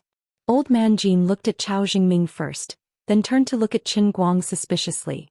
His intuition told him that Qin Guang was behind this. Qin Guang shrugged. God knows. Maybe he did too many bad things and his conscience suddenly awakened. He was too ashamed, so he went crazy. Impossible. Old Man Jiang interrupted. However, Qin Guang pretended to be crazy. "Grandpa Jiang, what do you think the reason is?" I glared at him and he went crazy? Then I'm not an internal force martial artist anymore. I'm a god, okay? The 2 old men looked at each other in dismay. Qin Guang didn't waste time with them. He looked at the other old men who were in a mess, and Lin Jingwei's grandfather, who was so angry that his lips were black and his face was pale. He didn't want to care at first, but he remembered Lin Jingwei's friendship, so he walked up and lightly patted the old man's shoulder. He transferred some of his inner strength into the old man's body, allowing him to breathe more easily. Old Man Lin took 2 deep breaths and his expression softened. He looked up at Qin Guang beside him. "Thank you." Qin Guang waved his hand indifferently. "No need. I'm doing this for Lin Jingwei's sake. By the way, there's one more thing. I'm quitting. I don't want to be the director anymore." No. We don't mean that. We still need you for this job." Old Man Lin got up and said very quickly. He wasn't pretending this time. He really felt that after thinking about it, Qin Guang, who didn't pursue power, was more suitable for the position of the director of the Guangding General Administration. Even if he was a little unruly, it made him appear more scheming and reassuring. It was a pity that once the cracks appeared, it would be difficult to heal them. Especially since Qin Guang was known for being narrow-minded. You made me unhappy and you want me to work for you? I've been the director for so long and I haven't taken much advantage of you. I haven't even received a lot of salary. Now I'm even under your suspicion. I'm tired and unlikable. The old man's wish has been fulfilled today and he has to quit. Qin Guang waved his hand. Grandpa Lin, I won't say much. I've made up my mind. From now on, even if the sky of the Guangdong General Administration falls, it has nothing to do with me. You can let whoever you want to take over this mess. Don't expect that you won't be able to control it later. Ask me to step in. I'm not that despicable. Also, you don't have to worry about me using my power to do things like Ouyang Tianxing. Today you felt that the Guangdong General Administration might need me, so you asked me to stay. Later, when those inner force martial artists completely obey the law and become part of the system, you'll still think that I'm trouble. I can't play this game of yours. I won't accompany you anymore. Bye. With that, Qin Guang turned around and left. He opened the door of the conference room and grinned at the guards outside who were shocked by the surveillance footage. Then he strode out of the courtyard with his head held high and went straight into the distance. Relieved of the burden in his heart, he walked with a carefree and unrestrained manner. Even the little ham's steps were lighter and his body was almost floating. As the saying went, leave with a brush of the robe, hide your achievements and fame, generally referred to his current state. Old Man Lin and Jin Jiang, the two old men beside him, stared at his back in the distance. Their ears were still ringing with the chaos of the conference room, and for a moment, they couldn't say a single word. These people who knew a little about Qin Guang clearly sensed an inexplicable carefreeness in his steps. He really wasn't lying. From the beginning, no one knew him. The power that everyone in the world coveted was not even comparable to a cup of dung in his eyes. Thinking again about what he had said today, the old men blushed with shame. How embarrassing. Old Man Lin squeezed out the sentence. Old Man Jiang sighed. I'm not as good as little Qin. Old Man Jin's face flushed red. Perhaps it's precisely because of his carefree attitude that he was able to become a grandmaster at such a young age. Old Man Jiang said again, but what if the other inner force martial artists in the general administration really don't want to submit? These people are more rebellious than we think. Old Man Lin, on the other hand, had thought things through. Forget it. From now on, the headquarters will not have a director. We'll let the two young girls continue to be in charge. Those two girls have a close relationship with Qin Guang. Even if others don't give them face, they'll still have to give some face to the spokesperson of the Wulin Alliance. Old Man Jiang nodded slightly. That's true. On the other side, Chao Jingming was still giggling and saliva dripped from the corner of his mouth. Whether he was really crazy or pretending to be crazy, he couldn't escape the trial. Based on the evidence and testimonies that he had mentioned just now, everything he had done would be exposed as soon as they followed the clues and followed them all the way to the melon. As a senior leader, Old Man Chao couldn't escape the crime of covering up and harboring a criminal. Walking out of the courtyard, Qin Guang stretched and took a deep breath of the fresh air outside, feeling refreshed. He had finally seen through everything.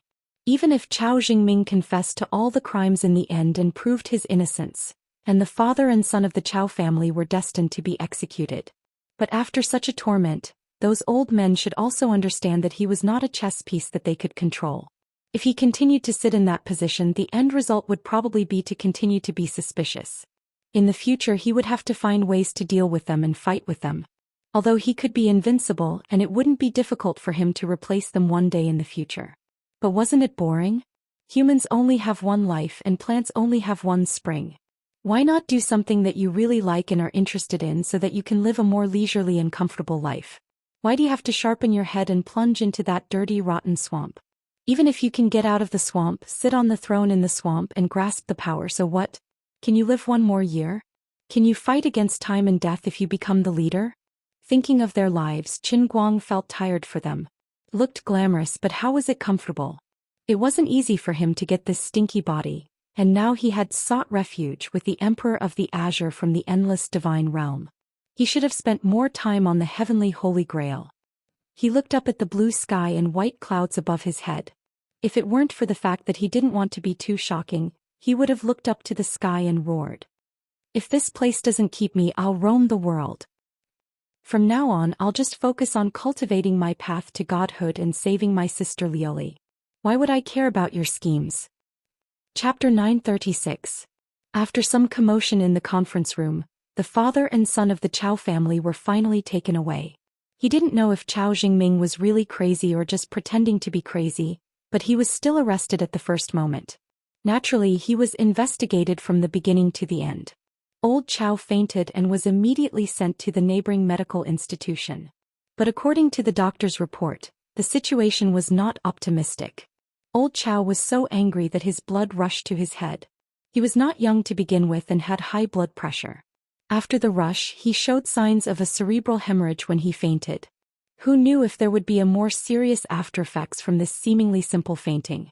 Although they had finally caught the mole, the other old men in the conference room did not feel very happy. Especially after Qin Guang resigned before leaving, they were all dumbfounded. They felt that they were particularly ridiculous. They had tried to get rid of Qin Guang previously, but they did not expect him to abandon his position as the bureau chief.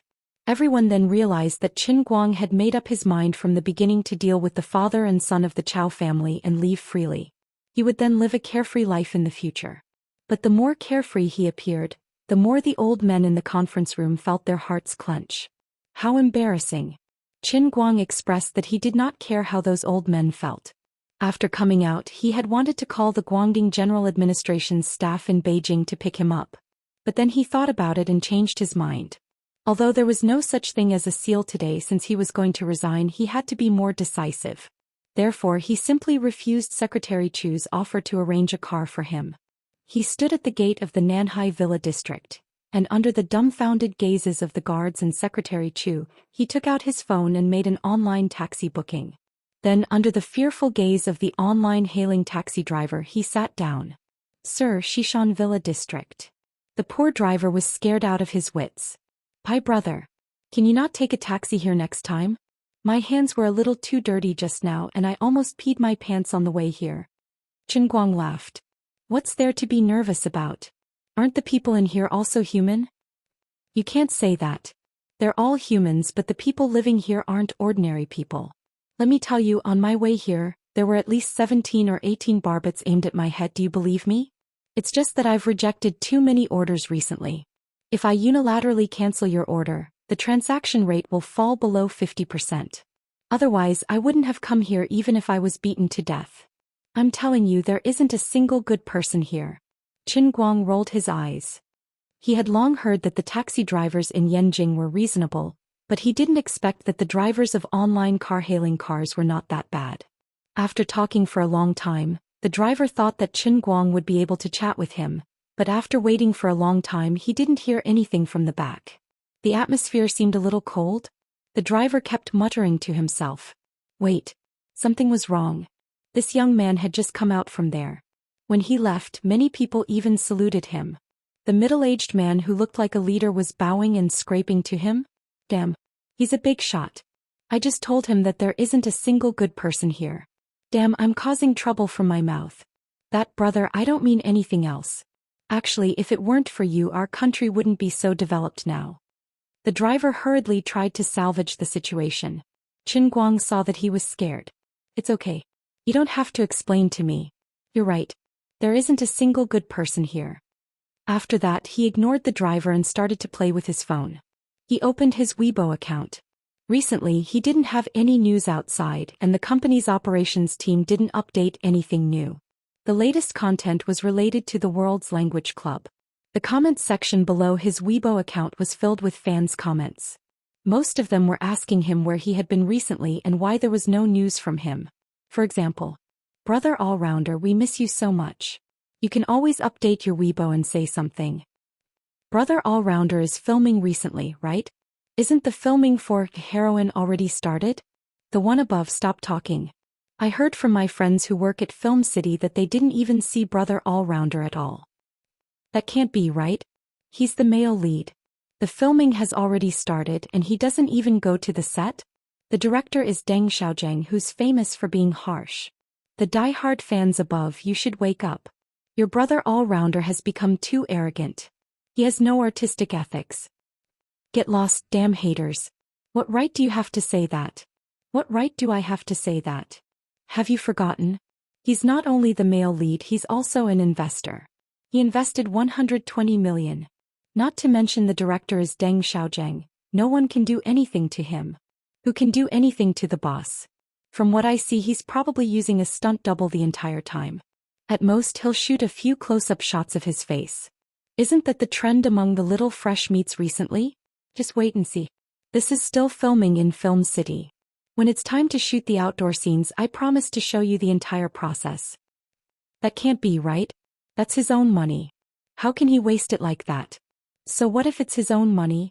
In any case, he has you diehard fans supporting him, right? When the time comes, no matter how bad the filming is, he's still a celebrity. You diehard fans will still pay for him, okay? That's right. Qin Guang doesn't have any acting skills to begin with. He's not a professional actor either. He's just relying on his money, power, and fame. He doesn't take his filming seriously and has no professionalism. No one can do anything about it. I just pity Big Beard Deng and the other main leads.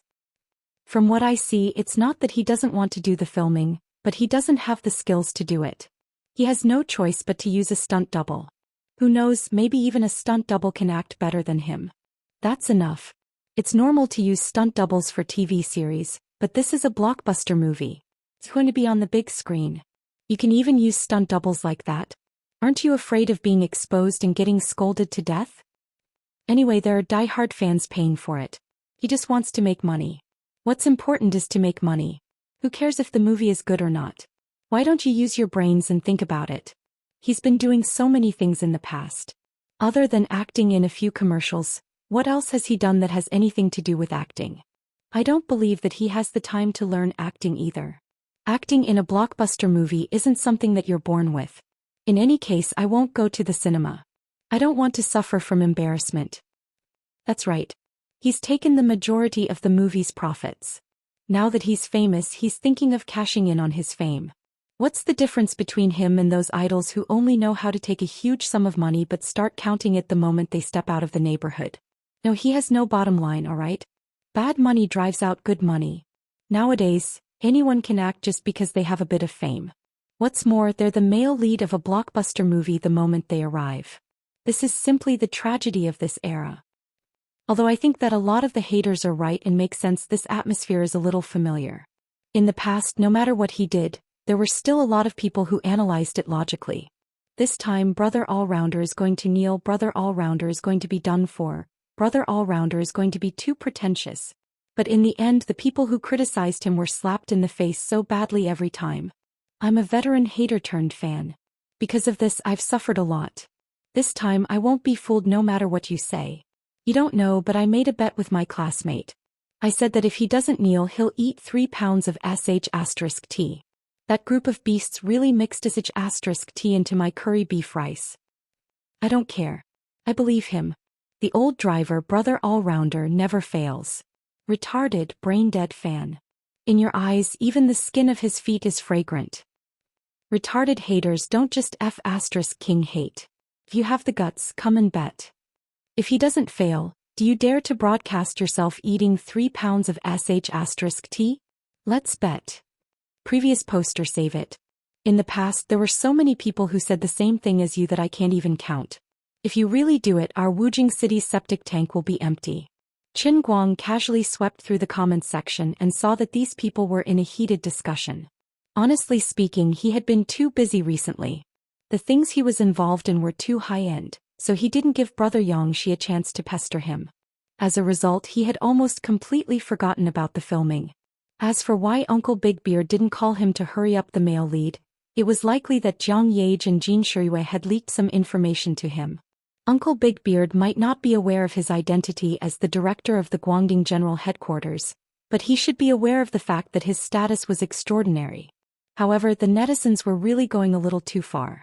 In the past year, there had been incidents like Miss Numbers, Mr. Numbers, Masked Knight, and the Cutout Duo that had sullied the reputations of male idols and popular female celebrities. He had accidentally been classified as one of those people and had become a scapegoat for those people.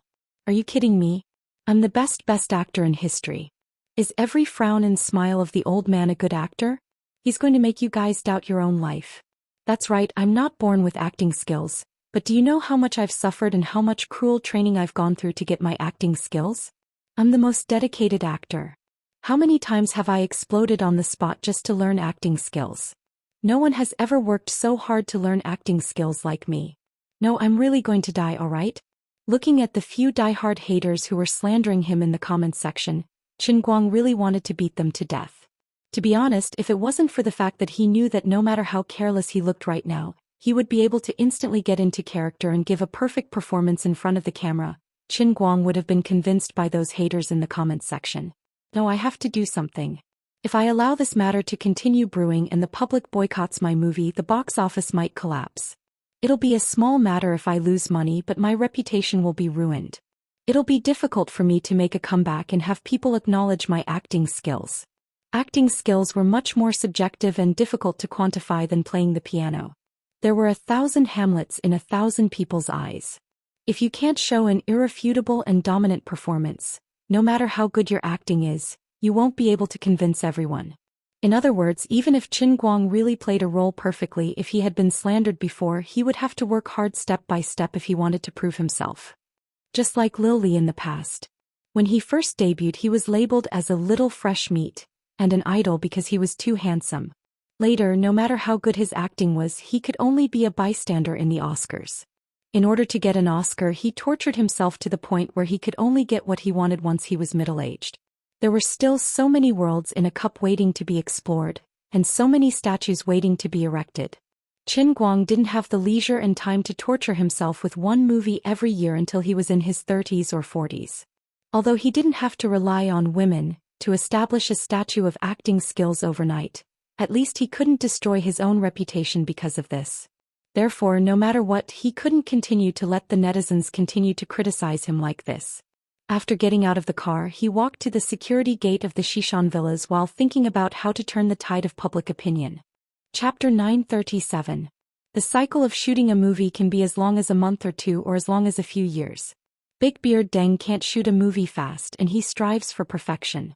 After the scenes are finished, he still has to work on the post-production. It is estimated that it will take at least half a year for the movie to be released. At that time, the public opinion of criticizing his acting skills on the internet will become a wind vane, and it will be politically correct to unite to boycott women. It is hard to guarantee that the worst situation will not happen. That is, others may not go to the cinema to watch the film, but regardless of the consequences, they will first criticize him on the internet and in the circle of life, and they will also collect the negative information on the internet and criticize him logically. At that time, no matter how the people who have watched the film in the cinema or the people who have watched the film on the internet help him, they may not be able to change the preconceived ideas of others. Qin Guang is still thinking about it when he walks to the Zhang's villa and sees Jin Shiyue and Jiang Yage. As for the unpleasantness that happened in the Nanhai Sea before, after he just resigned from the general administration of Guangding, he should feel the melancholy of someone walking in front of the cold tea door. Sorry, he doesn't feel this kind of emotion at all. If today is not the Spring Festival, he even wants to buy a roll of 10,000 firecrackers to celebrate this big news. You look a little absent-minded. I heard from Grandpa that you have resigned, and I thought you were really as free and easy as you pretend to be in front of them. Turns out that you still care about them. Jiang Yage's mental state is not very good at the moment, but she can't show it in front of Jin Shiyue. She grits her teeth and asks Qin Guang to sit down, and she goes to pour water. Qin Guang looks at her awkward appearance when she walks and feels very embarrassed. He wants to help her, but she doesn't want to. On the way here, Jiang Yage has told him that he must not let Jin Shiyue know what happened between them last night, or she will hang herself. Yage, just sit down. If you sprain your waist, you should behave yourself or will take a few days to get better. Jin Shiyue gets up and presses Jiang Yage back to the sofa and gets up to pour water. I'll do it myself. All of you sit tight. Qin Guang took out the cup that he carried with him everywhere he went. Today he was soaking in bamboo green tea. As he added water, he said, I didn't even think about the Guangding headquarters. I'm having a headache about something else. You really don't want to work? What could be more important than this? Jiang Yage asked curiously. Qin Guang snorted. Of course. Being an official is so boring. So boring. Then what is it that can give you a headache? Jin Shiyue looked at him with interest. Qin Guang blushed. I browsed Weibo for a while on the way here. Recently I've been scolded quite badly online. Are you talking about the movie? My God, you still remember it. We all thought you had forgotten all about it. You don't know, but Big Beard is almost crying. He keeps asking us when we can tie you up and show your face on the set. Jiang Yage said grumpily. Jin Shuiwei also said, Director Deng has been under a lot of pressure recently. On one hand, you, the male lead, are not present from the beginning to the end, and he has to rehearse properly. On the other hand, he has to deal with the limelight on the internet. He is also afraid of ruining his own reputation. Recently, he has been saying that if he knew it would be like this, he would not have accepted the role in the first place. He is so worried that his beard has turned white. Qin Guang imagined Uncle Big Beard's beard turning white in his mind, and he felt sorry for him for 3 seconds. Forget it, I'll feel sorry for myself first. I also feel that it's not a good idea to always be slandered like this. Money is a small matter, but reputation is important. But I can't think of any ideas on how to turn the limelight around. After all, filming is not something that can be done overnight. It will take a few months to see the results. By that time, I'm afraid I will have been slandered like Lord Bao. Jin Shuiwei pondered and said, Why don't we go to the set today instead of choosing a day? Anyway, Uncle Chow has already been convicted, so there shouldn't be any danger. Qin Guang thought about it and felt that it was reasonable. Okay, we'll go later. If you want to go, you too go. I don't want to move now. Ouch, my waist. Jiang Yage pretended to rub her waist. Qin Guang exchanged a look with her, which was basically asking her with his eyes, Are you okay? Jiang Yage silently made an okay expression, which was her reply to Qin Guang. I'm fine, don't worry about me. Then she flew her eyes to the porcelain cup on the table in the distance. Qin Guang smelled a medicinal fragrance. This should be the nourishing chicken soup made by the servants at home. It was called nourishing yin and kidney. Jin Shuiwei had no idea that Qin Guang and Jiang Yage had communicated 10,000 thoughts behind her back. At this time, she was helping Qin Guang think about the online comments. Recently, she had been staying at the set all day, so she was the clearest about the direction of this matter. In the past, Qin Guang did not mention it, nor did he care, so she did not say much. Since he brought it up when they met today, she had to help think of a solution. Jin Shuiwei analyzed with a frown. But this is ultimately a solution that doesn't solve the root of the problem. Director Deng's recent schedule has already been written to next week, and the other actors have already been arranged. Your scenes will be next month at the earliest, so it's not convenient to rush your scenes at the last minute. Even if you go to the set, it doesn't seem to be of much use. At most, it can make Director Deng feel a little more at ease. Qin Guang nodded and asked, Then other than acting in a movie, what else can I do to prove my acting skills? Jiang Yage said, Acting skills? Drama. Most of the truly good actors can act in plays. Sister Shuiwei and I have also acted in plays for a period of time in the past. That kind of live performance on stage is completely different from acting in front of a camera. It's especially challenging. Wait, what did you say just now? You want to prove your acting skills? Jin Shuiwei said, Don't joke around. Acting in a drama is completely different from acting in a movie. Qin Guang can't do it. Jiang Yage nodded. That's right, that's right. Unexpectedly, Qin Guang's eyes were getting brighter and brighter. What the hell is going on in your head? Please don't say. Jiang Yage started to panic. Qin Guang stood up and said, That's right. I want to act in a drama. He had almost forgotten about it. What was he best at? He was the best content provider. Now, whether it was himself or Tianguang manager, they both had ample experience in organizing live events. Since drama was the best test of acting skills, and there was no trouble in post-production, then he could organize a live drama just like how he organized the International Throne Challenge or the piano joint performance. This kind of short, fast, and effective project was what he liked the most and was best at. Jin Shuiwei and Jiang Yage's jaws dropped as they looked at him, dumbfounded. Obviously, this guy wasn't talking nonsense. He was serious. This isn't a good idea? Jin Shuiwei pinched the hem of her casual shirt as she imagined Qin Guang performing a drama on stage. Goosebumps appeared all over her body. Jiang Yage also said anxiously, I was just saying. Don't take it seriously. Qin Guang didn't care about their shocked expressions. He clenched his fists excitedly and started pacing around the room. I'll start planning now. With my company's efficiency, it should be done by next week. The venue should be in Wujing. After all, I haven't been to school for a long time. Planning and publicity aren't important. After all, no matter how big the theater is, there are only a few tickets. We can't make the theater too big. What's important is the publicity and live broadcast on TV. Let little Tsong handle the live broadcast. Let's not care about the live broadcast for now. We'll sell it to whoever offers the highest price. Then the question is, what should I perform? I have to think about it. I can't be the only actor in a play. It's best to choose a play that's representative. It's best if there are many people who can perform it. It'll be easier to find supporting roles. Jiang Yage and Jin Shirue stared blankly at Qin Guang as he walked around the living room and muttered to himself. This guy was completely in character. Suddenly, Qin Guang turned around and looked at the two of them with glowing eyes. He asked, "What's the most popular play?" Jiang Yage answered, "Thunderstorm." Qin Guang clapped his hands. "Good. Let's perform Thunderstorm." "That's crazy." Jin Shirue's face turned pale. "Don't mess around. What do you think a play is? A children's art show? Do you know what the status of Thunderstorm is in the world of plays? There are thousands of actors in the country and at least 30% of them have performed before. Do you think it's easy to perform when there are more actors? The more actors who have performed Thunderstorm, the more people will compare you to them. Even a small flaw will be magnified infinitely. Moreover, you've done some commercials before. Yes, you did a good job when you guest starred in Country and Throne, but you had to pressure director Deng for an entire afternoon to get that 30-second scene. Wake up." Jiang Yage also nodded. "That's right.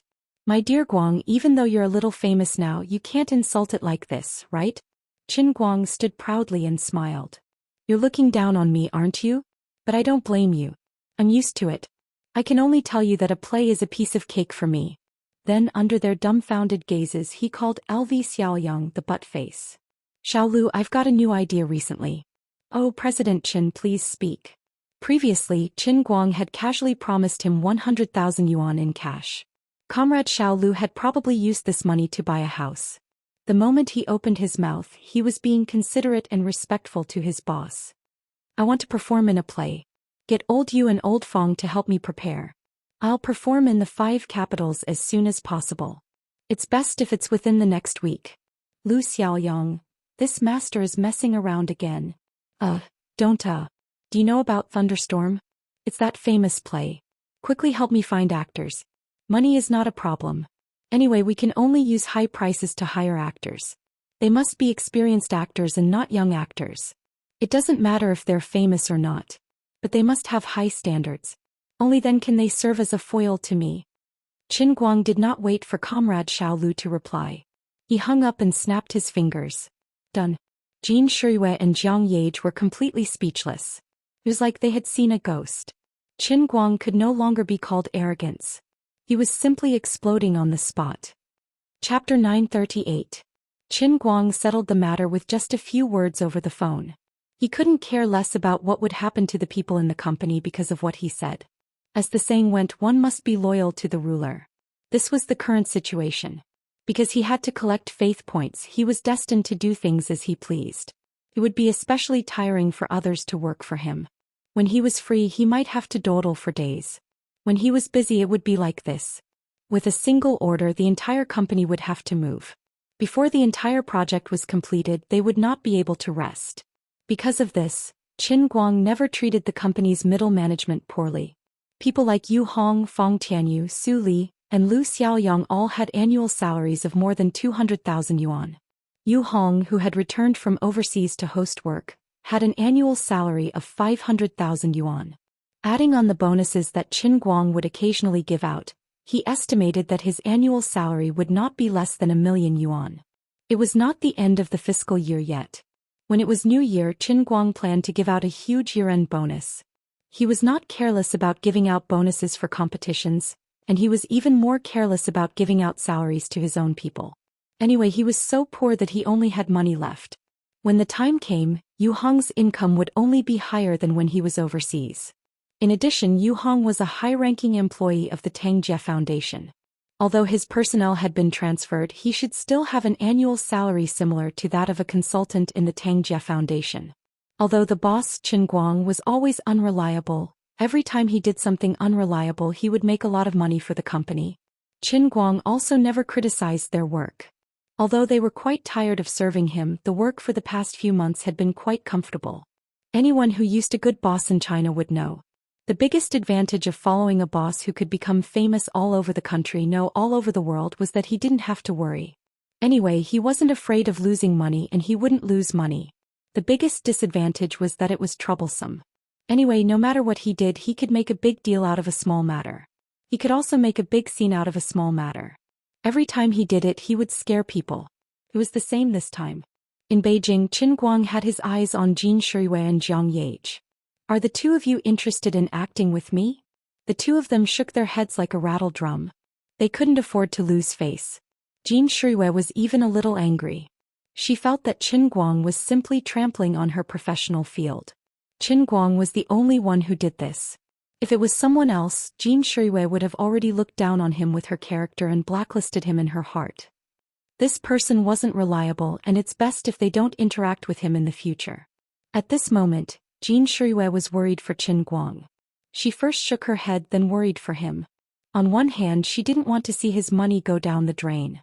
On the other hand, she was worried that he would embarrass himself on stage. From the first time they met, when Qin Guang took the life-saving reward, Jin Shiyue realized that he was a person who would rather suffer than lose face. Jin Shiyue didn't want to see him be unhappy because he lost face on stage. "Sai, I was thinking that if the two of you joined in, the drama would be more popular," Qin Guang said with a regretful tone. Jin Shiyue was slightly moved. She thought that if she could watch over him the whole time, no matter how bad his acting skills were, she might be able to help him. However, on the other side, Jiang Yage desperately winked at her, telling her not to be silly. Jiang Yage pinched her fingers and began to calculate the time for Qin Guang. "You think it's easy? I only have 2 days off. I have to go to the set later. Most of Sister Shiyue's scenes have to be shot during this period. She has to go to the promotion of our new album. How would she have time to prepare for your drama? Even if it's the thunderstorm we acted in when we were learning to act, it's not something that can be done easily, okay? You don't need to revise the script or memorize the lines." Qin Guang nodded. "That's right. After all, you're not like me. I can't just go on stage and act." When he said this, he was really serious. It didn't seem like he was joking at all. Jiang Yage and Jin Shiyue were completely speechless. "My brother, where did you get this confidence from?" The two of them felt very tired. They really sympathized with his employees in his company. Did this guy always do things like this in the past? How tired was that? Wait, it seemed like the two of them weren't any better. In the past, they thought that maybe he was just too busy and couldn't pay attention to acting. Now it seemed that this guy simply thought that he was a genius. He didn't need to learn to act and could do it easily. Although from the beginning, when Jiang Yage appointed Qin Guang to act in the movie, she didn't have high hopes for him. At that time, she even thought that it would be better if he didn't act well. For example, kissing scenes and so on. How happy would that be? It didn't matter if the movie's box office and reputation were bad.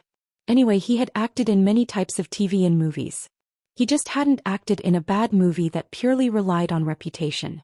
With his and Sister Shiyue's box office appeal, they shouldn't lose too much. It wasn't like they couldn't afford to lose this bit of money. At that time, Qin Guang was just a rising internet celebrity. Jiang Yage felt that even if his acting skills weren't good, he could slowly grind out a good show, just like when he was filming Country. But now it seemed that his attitude was very problematic. She still hoped to slowly grind him. With the confidence he showed today, even if she said a few more words to him, he would probably explode. They weren't afraid that he didn't have acting skills. They were most afraid that he was clearly not a professional actor, but still thought that he was a movie king.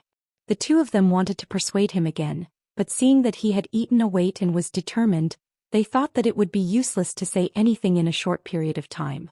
Fine, they had to accept their fate. They would help him pray to the god of acting in their hearts. After the three of them chatted for more than half an hour, Qin Guang and Jin Shiyue went out together.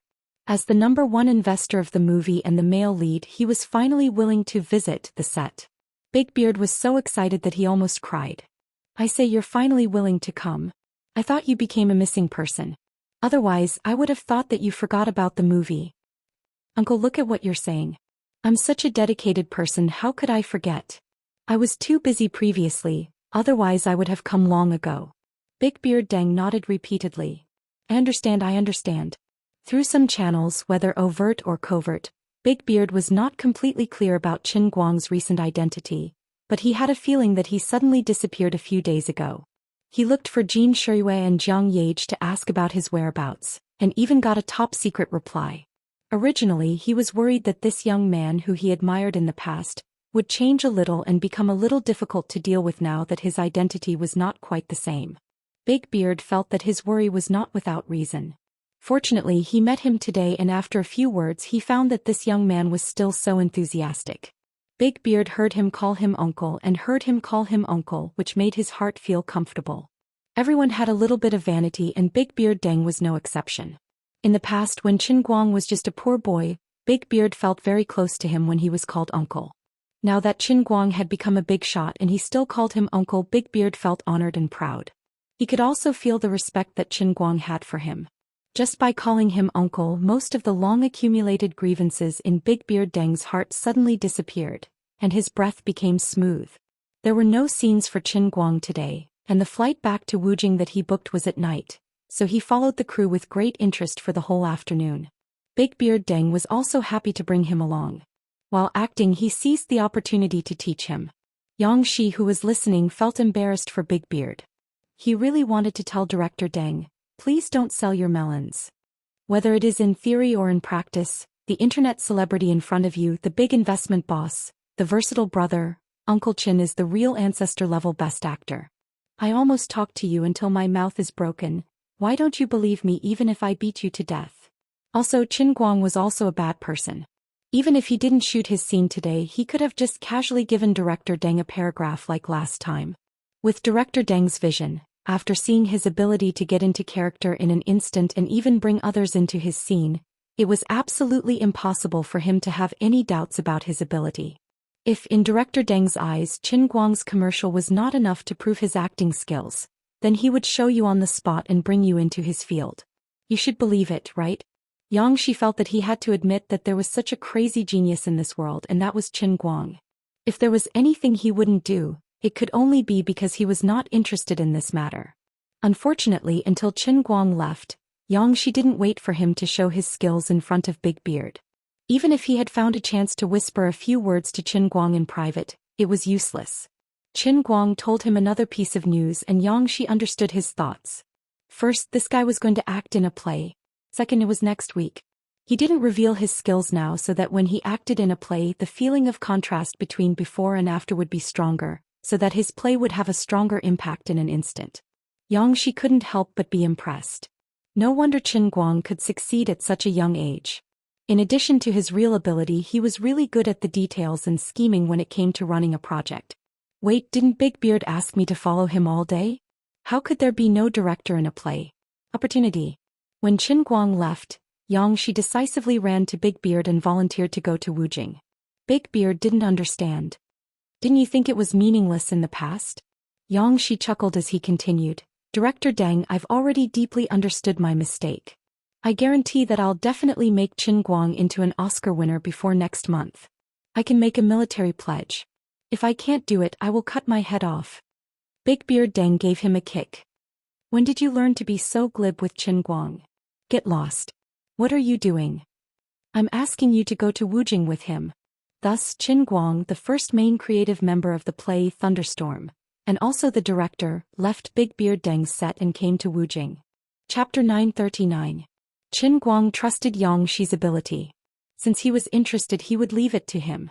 When the two of them got off the plane in Wujing, it was already past 9 p.m. Qin Guang directly threw Yang Shi to Tianguang Agency and took a taxi back to the neighborhood outside the school. The poor Tianguang Agency's 4 great King Kongs. In the afternoon, Qin Guang gave them a phone call and threw them an unimaginable idea. Just like that, they could become his shopkeepers. He was quite comfortable. It was just a matter of a few words and a phone call. However, Yu Hong, Feng Tianyu, Su Li and Lu Xiaoyang had no choice but to accept the cruel reality that their short vacation was completely ruined. Whether it was holding a competition or other activities, the entire project's establishment, planning, implementation, copyright operations, ticketing management, venue rentals and clothing during the live performances, etc. It was simply a basket of troubles, not to mention that the time this time was so short. This master had always been in charge of killing and not burying. The few of them had a meeting in the company while making phone calls everywhere to find people. It was a headache. Fortunately, he was going to act in a traditional drama, Thunderstorm. This saved them the trouble of writing a script and training new actors. After all, this drama was reserved for domestic performing arts students. However, the time he gave them was too short. He even asked for experienced actors to act for him. Wasn't this torture? It was not easy to gather all the main cast members in a short period of time. Lu Xiaoyang used the connections he had accumulated over the years as a paparazzi and managed to find a few actors. However, the biggest problem was that he still had not found a director. Although he knew that Xiao Chen's acting skills were a little crazy and that when he was good he could easily shoot 12 sets of commercials a day. However, suddenly going on stage to act in a drama was like suddenly going from the county school league to the English Premier League. It was a little unrealistic. Therefore, they had to find a good director. Although it was not a famous director, they couldn't just randomly find a directing student from the school to make up the numbers, right? At the very least, they had to find an experienced veteran, right? Otherwise, how could they keep him under control? Everyone understood the reason, but time was too tight. Many people immediately backed out when they heard that they had to go on stage next week at the latest, but they hadn't even settled on the actors yet. They didn't even discuss the price. Secondly, even if they managed to convince him, the moment they heard that Qin Guang wanted to play the male lead, they would immediately fall through and refuse to do it even if they were offered more money. Those who spoke harshly were already swearing, and those who had a little bit of self-restraint were all kinds of sudden scapulohumeral periarthritis, gingivitis and tenosynovitis. Thirdly, there were some people who were willing to come, but they were all unorthodox directors who specialized in online popular supernatural films. They did not have the slightest bit of ability and only wanted to come here to pass the time and become familiar with Xiao Chen. With President Chen's temperament, this kind of person would definitely be kicked away by him, and the few of them would also be labeled as incompetent. How could a good play not have a director? Since Thunderstorm was first put on the stage more than 80 years ago, it had been performed thousands of times on different stages, on TV or the big screen by different actors. There were countless different versions, some classic and some rubbish. Every play of Thunderstorm, produced by a different director, would more or less have the director's personal characteristics. Whether it was a play or a TV movie, the screenwriter was the skeleton of the work, the actors were the face and flesh of the work, and the director was the soul of the entire work. Even twins who looked exactly the same would show completely different personalities because of the different souls living in their bodies, let alone Thunderstorm, which was extremely rich in content. This was a very deep, critical, and meaningful play. Every director would teach the actors according to their own artistic creation, and by paying attention to the details bit by bit, they would work hard to let the emotions of the main cast and the audience burst forth in the theater. In this process of paying attention to the details, the director would put his own personal brand on the stage play. A good director's play would be a classic, while a rookie director's play would make the entire theater audience suffer from embarrassment. In the past, no matter how unreliable the things that President Qin had done seemed at the beginning, the final result had never disappointed anyone. Obviously, his goal this time was the same. He only wanted classics, not rubbish. Therefore, it was difficult to find a director, and it made people worry so much. It was past 10 o'clock at night, and Lu Xiaoyang was still flipping through his little notebook, hesitating. He had basically contacted all the slightly reliable play directors in the country, but basically all of them turned down. Now he was conflicted about whether he should use the hot news from Zhou Wei's 8-weekly H drive to force him to give in. This thing was a big killer. Once he took it out, he might be able to achieve his goal in a short time, but it would definitely make people feel uncomfortable and he would become enemies. After all, he was a person of virtue and prestige, and he might not even know that the hot news was stored in the H drive. Xiaolu, why don't you call this person? Desperate times call desperate measures, and we have no other choice. Fang Tianyu took a deep puff of his cigarette and extinguished it in the ashtray. Yu Hong, who was wearing a gas mask, said in a muffled voice. But when he rejected us just now, he was very polite. Aren't we being too unkind? Su Li also shook his head with his mask on. He could not stand the smell of Fang Tianyu's cigarette, but everyone was very depressed and they could not stop him from smoking. Lu Xiaoyang slammed the table heavily. Let's do it. President Qin once said that those who achieve great things should not bother about trifles. We will just raise the salary later. The other 3 people looked at him and gave him a thumbs up. Yu Hong said, Xiao Lu is very courageous. Su Li nodded. As expected of someone from 8 Weekly. Fong Tianyu said, I admire your shamelessness. Under the reverent gazes of the 3, Lu Xiaoyang dialed the number. Hello Director Pan, are you asleep already? I am Tianguang's agent Fong Tianyu who called you just now. F***CK. The next second Fong Tianyu jumped up and sat on Lu Xiaoyang's waist. He snatched the phone from Lu Xiaoyang's hand and hung up. Yu Hong said, despicable. Su Li said, shameless. Fong Tianyu said, you are a true disciple of President Qin. Alright, this matter was put on hold again. Director Pan had made a mistake in the past and it had been a few years since then. Fong Tianyu could not bear to drag Director Pan down with him. Just then there was a knock on the office door. A company clerk who was working overtime poked her head in from outside. There's a director named Xianxia outside. He said that President Qin asked him to come. The eyes of the 4 of them lit up in a flash. The poor clerk thought that he had caught the attention of 4 higher-ups at the same time, and he was panicking. I can't handle 4 people at once. Lu Xiaoyang slammed the table and stood up. Hurry up and invite Director Yang in. Fong Tianyu let out a long sigh. As expected of President Qin. It seems like he had already selected a director in advance.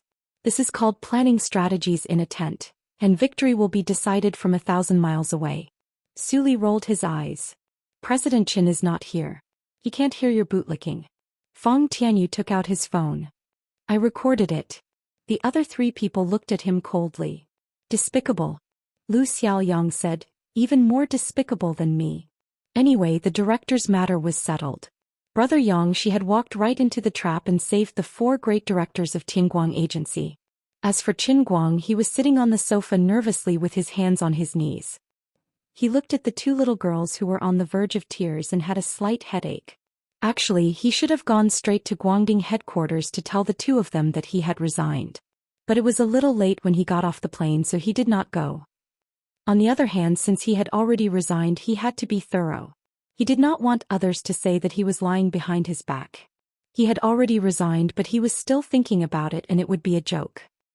He did not expect that the 2 of them had already seen through his thoughts and were already waiting for him at home. Are you giving up on us? You're so heartless. My ass is growing. How could you just leave like that? You're leaving so pitifully. From now on, my little sweetheart and I will be alone in the headquarters. We'll be bullied by those cruel and evil martial artists and have to rely on them to survive. Qin Guang, do you have the heart to leave me and little Meow Meow in the headquarters? You're the chief of the martial arts world now. How do you expect little Meow Meow and I to convince the masses? The 2 little girls were talking one after another. Qin Guang looked at them and felt a headache coming on. It was especially so for Xianxia. Honestly speaking, Qin Guang even felt that he was hallucinating. Did nothing happen between the 2 of them? Why didn't this last change much from before? No, she was a little different. Actually, the 2 of them were pretending to be in high spirits. It seemed like they were purposely trying to cheer him up. It was no wonder. Their master had passed away not long ago and it was only the 7th day. The grand funeral was still in preparation. How could they be in such high spirits? Although he had told them that their master was not completely dead and they believed him, there was no way to prove it in such a short amount of time. Moreover, the 2 seniors had really died physically. It was really hard on them now. Perhaps they felt disappointed that they were stripped of their position as the chief bureau after returning from Beijing, so they purposely joked around to cheer him up. This must be the rotten idea of Wu Miaoan, who had even more crooked ways. Patting on Xianxia's head, Qin Guang continued, all right. You guys can stop trying to cheer yourselves up. I'm feeling tired for you guys. Sure enough, as soon as he finished speaking, the 2 of them instantly slumped down and sat on either side of him dejectedly with their heads drooping. Senior Xin and Senior Wu's funeral is the day after tomorrow, right? Qin Guang asked. Yes. Will you be there then? Xianxia asked. Almost all the sects in the bureau will send representatives.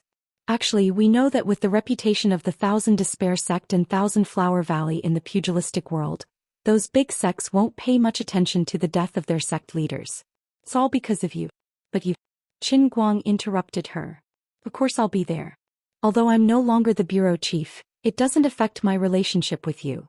It's only right that they give you face for my sake. Wu Miaoan asked. After you resigned today, there was news from Beijing that Xue Lin was not appointed as the bureau chief. He's still the team leader of the special operations team. The bureau will not have a chief position in the future. The 2 deputy bureau chiefs will temporarily take over the bureau chief's affairs. Chapter 940. Qin Guang nodded. They're smart enough to know that they can't easily push Xue Lin, who isn't from the pugilistic world.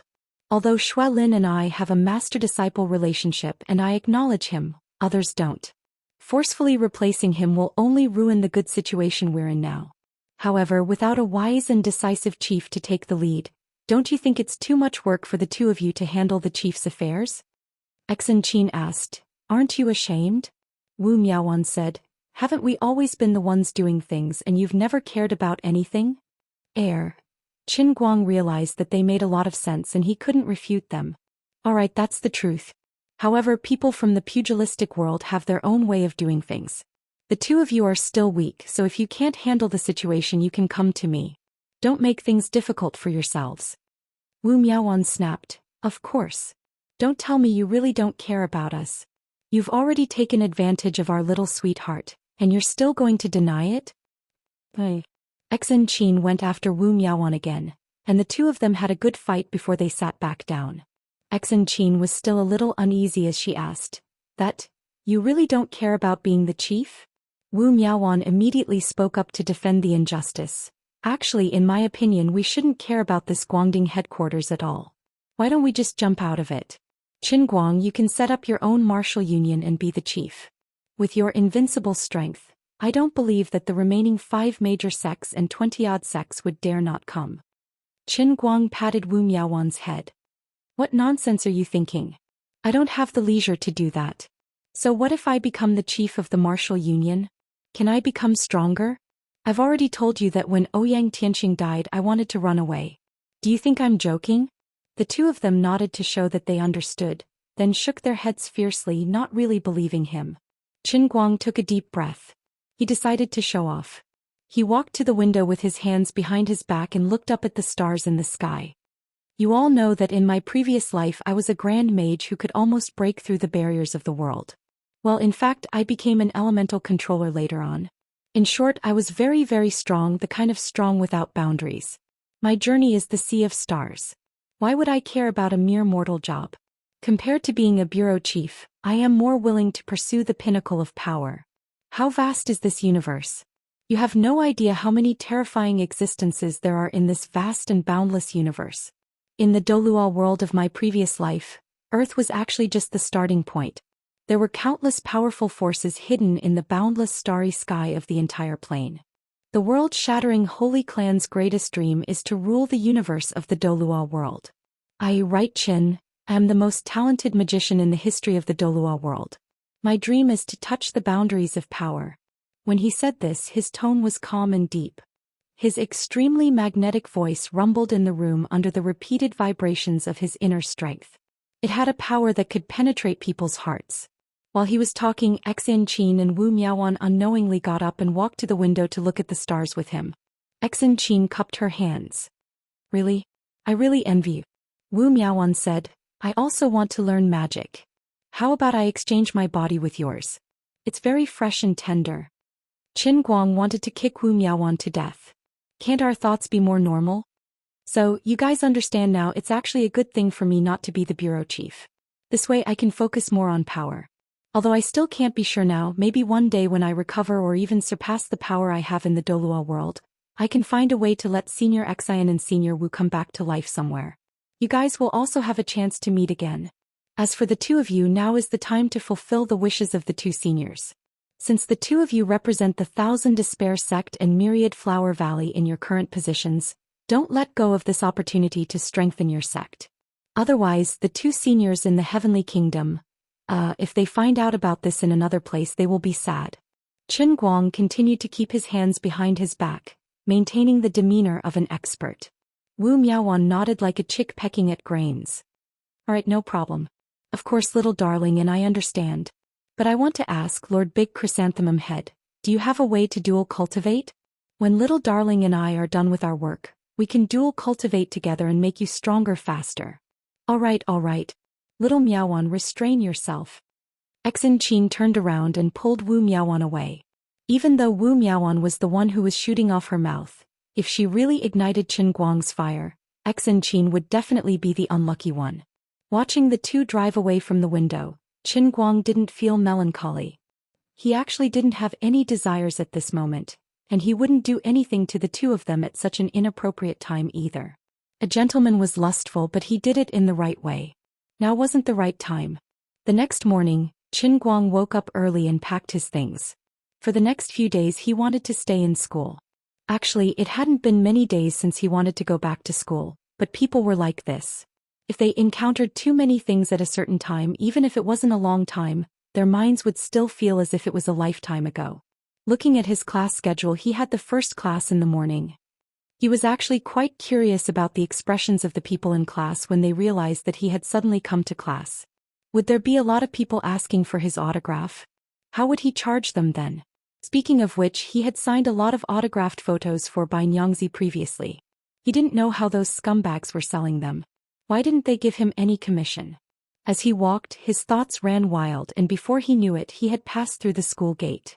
This was the semi-enclosed Gokyo University, and there weren't many people at the school gate early in the morning. Standing at the school gate and looking inside, Qin Guang saw a figure in a snow-white dress standing at the intersection in the distance, looking back at him. The two were at least 100 meters apart, but with their superhuman eyesight, they could see each other's image very clearly. Qin Guang was stunned for 2 seconds and then he suddenly laughed. On the other side, Wenwen also grinned, revealing a mouth full of white teeth, like a blooming jasmine in autumn. Wenwen was wearing a snow-white casual jacket and light gray jeans. Her long hair draped over her shoulders, and she was carrying a purple leather backpack on her back. Looking at the heavy backpack, there should be textbooks in it. She casually hooked her thumbs on the shoulder straps of the backpack, and stood there quietly with her back straight. Even the slightly thick autumn clothes couldn't hide her slender and curvaceous figure. From time to time, boys and girls who passed by would subconsciously focus their eyes on her. There were even some boys who got distracted and accidentally kicked the curb, causing them to grimace in pain. On the other hand, Qin Guang's appearance was much more sloppy. His specialty was that he could wear branded clothes without looking like branded clothes. She raised her leg and took a step forward. Qin Guang jogged to stop in front of her. Hey, why are you at school again? He felt that it was quite strange. After so many things had happened, he thought that it was unlikely that he would see Wenwen at school again, and that there was no need for her to come back to school.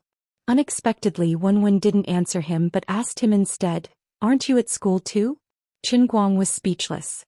He understood what she meant and scratched his head awkwardly. Pretend I didn't ask. Then he smiled foolishly again. He was right.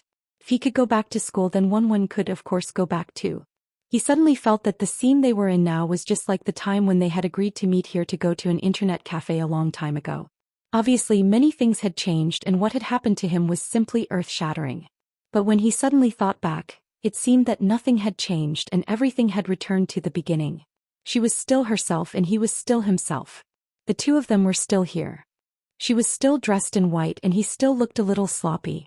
In the eyes of others, it was like a flower stuck in cow dung. Why are you in a daze? The bell for the first class is about to ring. Don't tell me you want to be late for the first class? Wenwen tugged at his clothes to stop him from being in a daze. Qin Guang sensed the envious gazes directed at him from all directions. He really didn't want to admit this matter. He was clearly more famous now, but Wenwen managed to make the other guys forget that he was an all-round superhuman. Most of their attention was focused on her. Recently, my father has been recuperating in the sanatorium in the 5 capitals.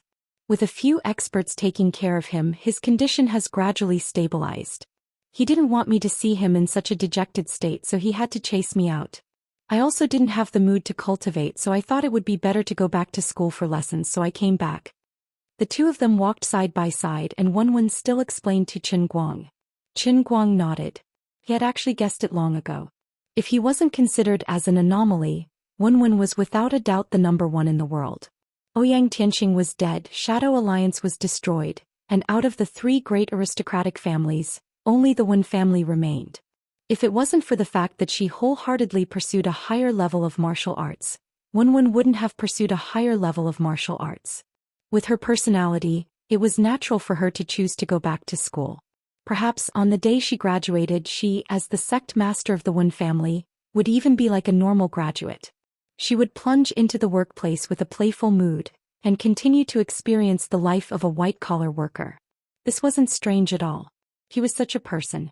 Qin Guang asked, "Aren't you going to ask me why I'm going back to school?" Wen stopped in her tracks and turned back to look at him. "There's no need to ask. What I think isn't that what you think too? What's the difference between you and me?" With that said, she suddenly stepped on his foot and then ran off like the wind, shouting, "I'm in the second building, you're in the first building, 508. Hurry up. Let's go for skewers after school tonight." She ran with great joy. No one could understand her joy. To be able to meet Qin Guang on the first day of school, and this wasn't even arranged by the two of them, but purely by chance. This kind of fate was simply too wonderful for words. Besides, she was also happy about something else. Today she walked beside Qin Guang for so long. Although the abnormality in her dantian was still strong, she could barely suppress it. This meant that she could finally be with him normally in the future. Her legs were a little wet, but fortunately her relatives had just come today so it wouldn't leak out, nor would it wet her pants. Qin Guang felt a dull pain from being stepped on. Looking at Wen's back that was like a happy little bunny, he suddenly realized. Perhaps the person he saw before was not the real her. Now she was carefree, not like a peerless master at all. She was not the sect master of the Wen family who had killed countless people with her own hands, holding a black knife, stained with blood and killing without blinking an eye. She was just a happy female university student. She had experienced a lot of things and suffered a lot of hardships. Wasn't she the same? Born in an aristocratic family like the Wen family, she received the most cruel and harsh training since she was a child. She didn't even have the right to choose her friends and her own life. Later she encountered a big change and her family became a mess. Her father was poisoned, her elders died, and there were internal and external troubles. Now she finally made it through. Even though she was a peerless genius who was second only to him in hundreds of years, what she really liked was not martial arts. She just wanted to live like an ordinary girl. In this regard she was right. He was quite similar to her. Didn't he come back to study? His parents' mixed doubles was just an excuse. The real reason why he was standing here with his backpack was not complicated at all. "I like it here. I just want to live a relaxed and carefree life like this. There's no reason. I'm happy." Wen had already run out of sight, but the smile on her face when she turned and ran away was still clear in his eyes. Qin Guang gradually clenched his fists as he raised his head to look at the sky. The autumn sun that had just risen not long ago hung in the sky, but it was a little misty, which made him feel a little heavy. He did not want to admit that the reason why he was so anxious to give up his official position and return to an ordinary life was because he wanted to quickly pass the test of the Heavenly Holy Grail. He wanted the Heavenly Holy Grail to advance to the next level so that he could become the true master of the Holy Grail. In fact, ever since the end of the Second World of Punishment he had been unable to get rid of the pressure in his heart. He had an ominous premonition. After becoming a martial saint he was affected by the chi of heaven and earth, and this feeling was even more obvious. Although the power of the Holy Grail that filled the sky and the earth was still thin, it was continuously becoming stronger. Qin Guang lowered his head and looked at the cup in his hand. He clearly knew that the change was happening, but he was powerless to stop it. "In short, I relied on you to protect me in the past. But now I am stronger than you. I don't know what will happen in the future, but this time I will protect the smile on your face." Qin Guang finally came back to class. In an instant this explosive news spread throughout the entire Jianhuan Academy. Before his but even touched the chair in the classroom, someone had already sent out a message. "Yo, Brother Guang, what a rare guest." As soon as Qin Guang sat down, Bai Nyangzi ridiculed him in a strange tone. Qin Guang spread out his hands. "Stop talking nonsense. Where's my share?" Bai Nyangzi looked confused. "What share?" Qin Guang said righteously, "The share of selling my autographed photo." Chapter 941.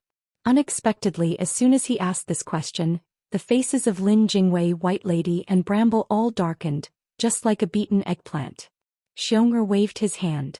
"Don't talk about it. There were people who bought it in the beginning, but most of them were girls, so we happily sold some. But your reputation on the internet got worse and there were too many people slandering you. Even the girls stopped buying it. Bai Nyangzi snorted. That's right. We even advertised it to ward off evil spirits, but we still couldn't sell it. Lin Jingwei said, so in the end most of it was burned. Including the cost, we basically didn't make a profit in the end. Qin Guang, thank you guys for not apologizing while burning it. You don't say, Guang bro, your photos are super useful. I got an SSR the day after I burned them. Xiong, perfectly demonstrated what it meant to be crazy and courting death. Then he got beaten up. Halfway through the class, Lin Jingwei pulled Qin Guang over and asked, are you really quitting your position as the bureau chief? Qin Guang nodded. Yeah. I don't want to do it anymore.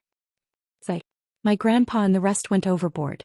I apologize on his behalf. Save it. Why are you apologizing? You didn't do anything wrong. But I understand you now. No wonder you came to Beijing to study. Your grandpa and the rest of them. Aren't they tired of living like that? I don't think he's tired at all. In fact, he's enjoying it.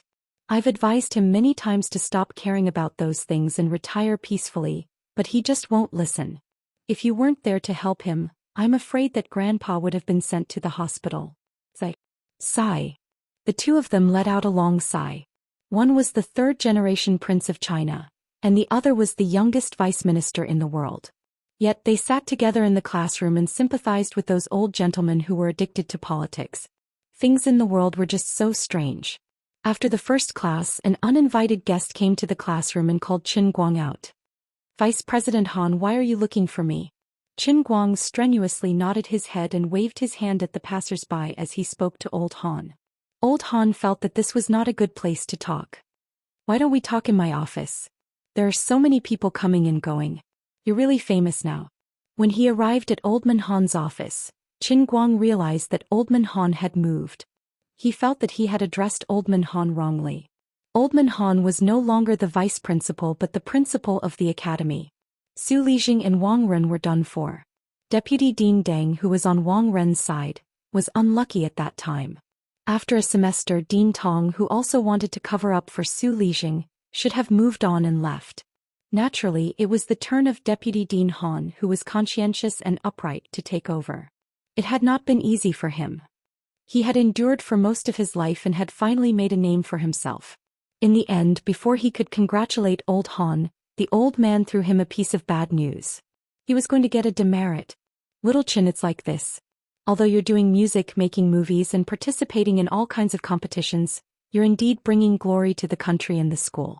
Our school is also proud of you, but almost everyone in the school knows that you're still a student. Previously, the counselor asked you if you wanted to take a leave of absence, but you didn't want to, so what? Since the start of the semester, you've called for a total of 39 times. 5 of them people took turns answering for you. Even Sun Xiaoxuan and Gao Ye answered for you. Alright, of course they all saw through you. You didn't show up for the other 34 times. If we don't do something, we won't be able to explain to the other students. You know, after the incident with Su Lijing and Wang Ren, our school is under a lot of pressure. At the beginning of this semester, the principal said to rectify the academic atmosphere, and you're so conspicuous. I'm feeling bitter.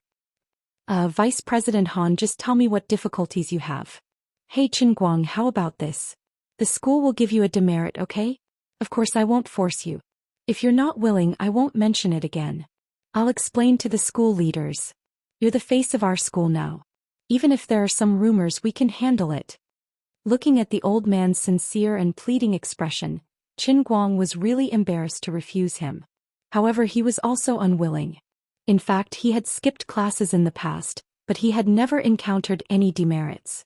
Unfortunately, a tall tree attracts the wind. Times are different from the past. He knew that he was very eye-catching now. It wasn't strange at all to be picked out as a model. The school's intention was also very obvious. They wanted to put on a show for others. Did you see that? Our school is so strict that even celebrities don't have special privileges. Alright. It's not impossible for me to cooperate, but I have a request. Okay, say it. Qin Guang rolled his eyes and said, I reckon that I'll have to skip a lot of classes at the end of this semester. My request is simple. Just this one demerit will do. But if I skip classes again you can't hold me back. Old Han was a little hesitant. Qin Guang didn't want to comply.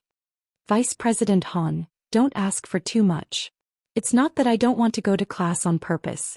It's just that I often have other important things to do. There's no other way. How about this? I can promise you one thing. Anyway, I promise I won't fail any classes this semester, okay? Although I'm not in school, I won't fall behind in self-study. Didn't you see that I passed all the makeup subjects last semester? When old Han heard this, he recalled the matter reported by the teacher. At the start of the semester, Qin Guang's makeup test results were quite strange. One moment he got full marks, the next moment he passed the passing line. He was so crazy that he couldn't even find any evidence of him cheating. Are your makeup test results real? He asked doubtfully. Qin Guang smiled confidently. Vice President Han, Qin Guang might not be righteous enough in other matters, but when it comes to exams I definitely have a clear conscience. Qin Guang would definitely not admit that he had asked Nicosia to take the exam on his behalf. There weren't many decent men like him who were willing to spend faith points to exchange for the special training in a cup just for a mere exam. Alright, then it's settled. As long as you don't fail the final exam, I'll grant you the privilege. But if you fail then, just give me a detention. Old Han was a little speechless. Since when could detention be used in such a way? Forget it, I won't argue with him. I'm Qin Guang. At noon, Qin Guang's son Xiaoxuan, Gaoya and Lin Jingwei ran along the streets and ate a hearty meal of Dapan chicken. Now that he was not short of money, he personally treated them to a welcoming party to celebrate his successful return to school. In the afternoon, an announcement that shocked the campus was directly published on Gokyo University's campus website, Azure Starry Sky. Qin Guang, one of the 5 brightest stars in the country and even the world, the almighty Superman, was given a demerit. The reason for his demerit was even more unbelievable. He actually skipped class. There were countless people who skipped class in the school, but there was no reason for him to be one of them. Although the management this semester was stricter, many people were given demerits. But there were even more people who didn't even go to class from the beginning to the end, especially when he was a relatively relaxed 4th year. Most importantly, he was a famous person and yet he was still caught? Why didn't he think of a way to get in through the back door?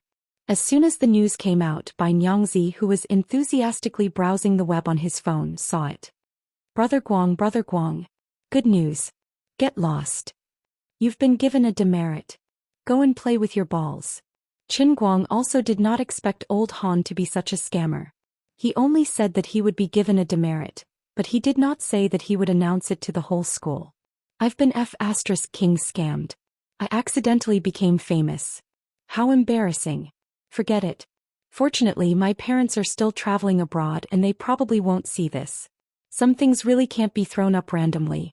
Just as he was thinking about this, his father called. Qin Guang's heart skipped a beat. Can't be, right? What a coincidence. The call connected and it was his father's voice. Young man, you did well. Come, stretch your head over, I'll give you a red blessing. He did not know what his father had learned abroad, but the moment he opened his mouth, he wanted to give him a red blessing. Dad, why did you call me? What are you talking about? How have you been recently? He decided to use the strategy of avoiding the topic. Qin Guoli snorted. Not much. I just got off the plane and I saw your good news. You're very good at your studies and you've even gotten a demerit. Damn, it was indeed a flag raised. Qin Guang was not afraid of other people, but he could not do anything to his parents. He could not tell his father that he was once a deputy minister, and the reason he skipped classes was to save the world. He could not say it out loud for fear of getting beaten up. Dad, it's a long story. Forget it, I won't talk to you anymore. You're not young anymore and you should graduate next year and start working. It's time for you to be sensible. I'll help you hide this for now. Your mother still doesn't know about it, but you better take care of yourself later. We just got off the plane and we had planned to come to school to have a meal with you before going back to our hometown. But it looks like it's not a good time now. I'll think of a way to bring the whole family back. Qin Guang laughed. Dad, you're the one who dotes on me. What else can I do? I'm not doting on you, I'm doting on your mother. I'm the only one who can take a beating. If I were your mother, I would have gotten Parkinson's disease long ago. That's true. Be careful on the way back. After hanging up, Qin Guang let out a long sigh of relief. He had dodged a bullet and almost got screwed over by old Han. Brother Guang, did your father just say he's going to give you a red buff? Bai Nyangzi was being cheap again. When he begged Qin Guang to help him promote books on Weibo, he kissed him like a grandson. But after the matter was over, he kept on being cheap and sly. Later on, when he needed someone's help, he could lower his pride and beg humbly, so that no one would be angry at him. Qin Guang decisively gave him a black buff. After school, Sun Xiaoxuan wanted to ask Qin Guang out for a movie, but by the time she got up, Qin Guang was already out of sight. Gao Ye felt indignant for Sun Xiaoxuan. This guy must be up to no good again. Don't you care about him? Sun Xiaoxuan became calm. I don't care about him. Why? Because he always has a reason to do things. I think he's always right. Gao Ye stared at her, dumbfounded. She sucked in a breath of cold air. Oh my god, you're so blind. Oh, you're not blind anymore. You're blind. Chapter 942. In fact, Qin Guang and Wenwen didn't do anything special. They said they were eating skewers and they were really just eating skewers. Originally, he wanted to go to the internet cafe to play a few games with them. However, considering that he was getting more and more famous, eating skewers with a beauty on the street was shocking enough. If he went to the internet cafe to play games, he would probably be surrounded by people. On the other hand, Wenwen didn't want to stay with him for too long. She found that although she could handle the situation in her dantian for a while, after sitting with this guy for a long time, the strange feeling in her heart would become stronger and stronger as time went by, until it was difficult to suppress. Today she didn't want to be eaten up by Qin Guang, so she ate more than 300 skewers in a few bites. Then she used the excuse of going back to the nursing home to see her father, got up and ran away. Under the stunned gaze of the boss, Qin Guang gave him more than 800 yuan and drove to the company. More than a day had passed and the matter of the play had progressed a lot. Xianxia was also a big shot in the industry. With him around, it was much easier to find actors. Now the actors had basically been selected. They were coming from all over the country, and they would all be here by the day after tomorrow at the latest. The script for Thunderstorm was ready-made, but it involved copyright issues, so Lu Xiaoyang had already gone out to handle it. On the other hand, for the sake of Qin Guang, it wasn't difficult to cut the queue and find a theater in Wujing. As for the costumes and props, they found a company that Qin Guang was familiar with. It was the company that had bought his armor and then sent it back to him. Until now, Qin Guang still remembered the name of the boss of Iris's flower company, Hao Yukai. He had a deep impression of him. Okay, since you're almost done, I won't ask any more. Qin Guang was extremely satisfied with the efficiency of the company. There was strength in numbers and this was the benefit of it. Brother Qin, don't you want to read the script first? Xianxia held the freshly printed script in his hand and shook it in front of Qin Guang. Qin Guang waved his hand indifferently. No need, I'll read it before I go on stage. Xianxia knew his ability. Seeing that he wasn't in the mood to read it, he didn't rush him. That's fine. Yu Hong and Fang Tianyu were stunned by the conversation between the two. At first he thought that Director Yang was an old acquaintance and would more or less be able to restrain Xiao Chen and make him pay more attention. It turned out that the two of them were jackals of the same tribe. After Qin Guang was gone, Fang Tianyu asked Xianxia anxiously, Director Qin, is he really a man? Xianxia didn't explain and just smiled mysteriously. Don't worry. Don Chen's Qin. Don't worry. Qin Chen's name. However, Xianxia wasn't willing to speak any further. He thought to himself, what kind of joke is this? I'm here with Qin Guang to win without doing anything. The next day, Qin Guang did not intend to go to the company, but he still went to the city in the afternoon. It was a big shot. Sitting in the office, Qin Guang looked at this person who was said to be from the Rising Sea Insurance Group. For some reason, he felt that this person's words were a little unbelievable. If he isn't messing with me, then there must be someone else behind this. He actually said that he wanted to invest in Tianguang Brokerage on behalf of Rising Sea Insurance Group. Based on Qin Guang's personality, he wouldn't be interested in letting others invest in his company even if he knew that it was a profitable business. Isn't it obvious that he's sharing the money with others? However, he was a little tempted this time. The reason was that he couldn't refuse the offer from Mr. Rao. According to Mr. Rao, the Rising Sea Insurance Group he represented valued Tianguang Brokerage at 10 billion yuan. The investment plan he proposed was even more insane. An investment of 1 billion yuan would dilute the company's total share capital. The Rising Sea Fund would hold 5% of the company's shares, and Qin Guang and Tang Jie Fund's shares would be reduced in proportion. Qin Guang's shares would be changed to 76%, and Tang Jie Fund's shares would be changed to 19%. This matter was complicated and there might be a long process in the middle, but the final result was about the same. What kind of spirit did Mr. Rao have? It was the spirit of international humanitarian aid. It was a great feeling that didn't ask for anything in return, but something to give. Qin Guang couldn't believe it. The only valuable thing about my empty shell company is my almighty superhuman brand. If one day my reputation is ruined or if I get tired of the entertainment industry and don't want to work anymore, Tianguang Brokerage will instantly fall into an awkward situation where it can't make any profits. That's right, my profitability is quite strong, but the entire company doesn't have a complete system and doesn't have enough IP reserves. There's no reason for it to be valued at 10 billion yuan. What's more, according to the Rising Sea Fund's investment, Tianguang Brokerage has a premium of 20 billion yuan. Are you stupid? What ability does the old man have to give me money like this? I'm a little nervous. Mr. Rao, your proposal looks very tempting, but I don't understand why. I really don't think Tianguang Brokerage is worth this price. Qin Guang placed Rao Xinghai's proposal to the side and pressed his hands on the mahogany desk. As he spoke, he subconsciously leaned forward to give Rao Xinghai the illusion that he was tempted. The other party was an old fox in the business world and the bait was too tempting. Qin Guang subconsciously felt that something was wrong. He had to be on guard. He wanted to make Rao Xinghai feel that he was naive and see if he would reveal his fox's tail. Mr. Qin, you're belittling yourself.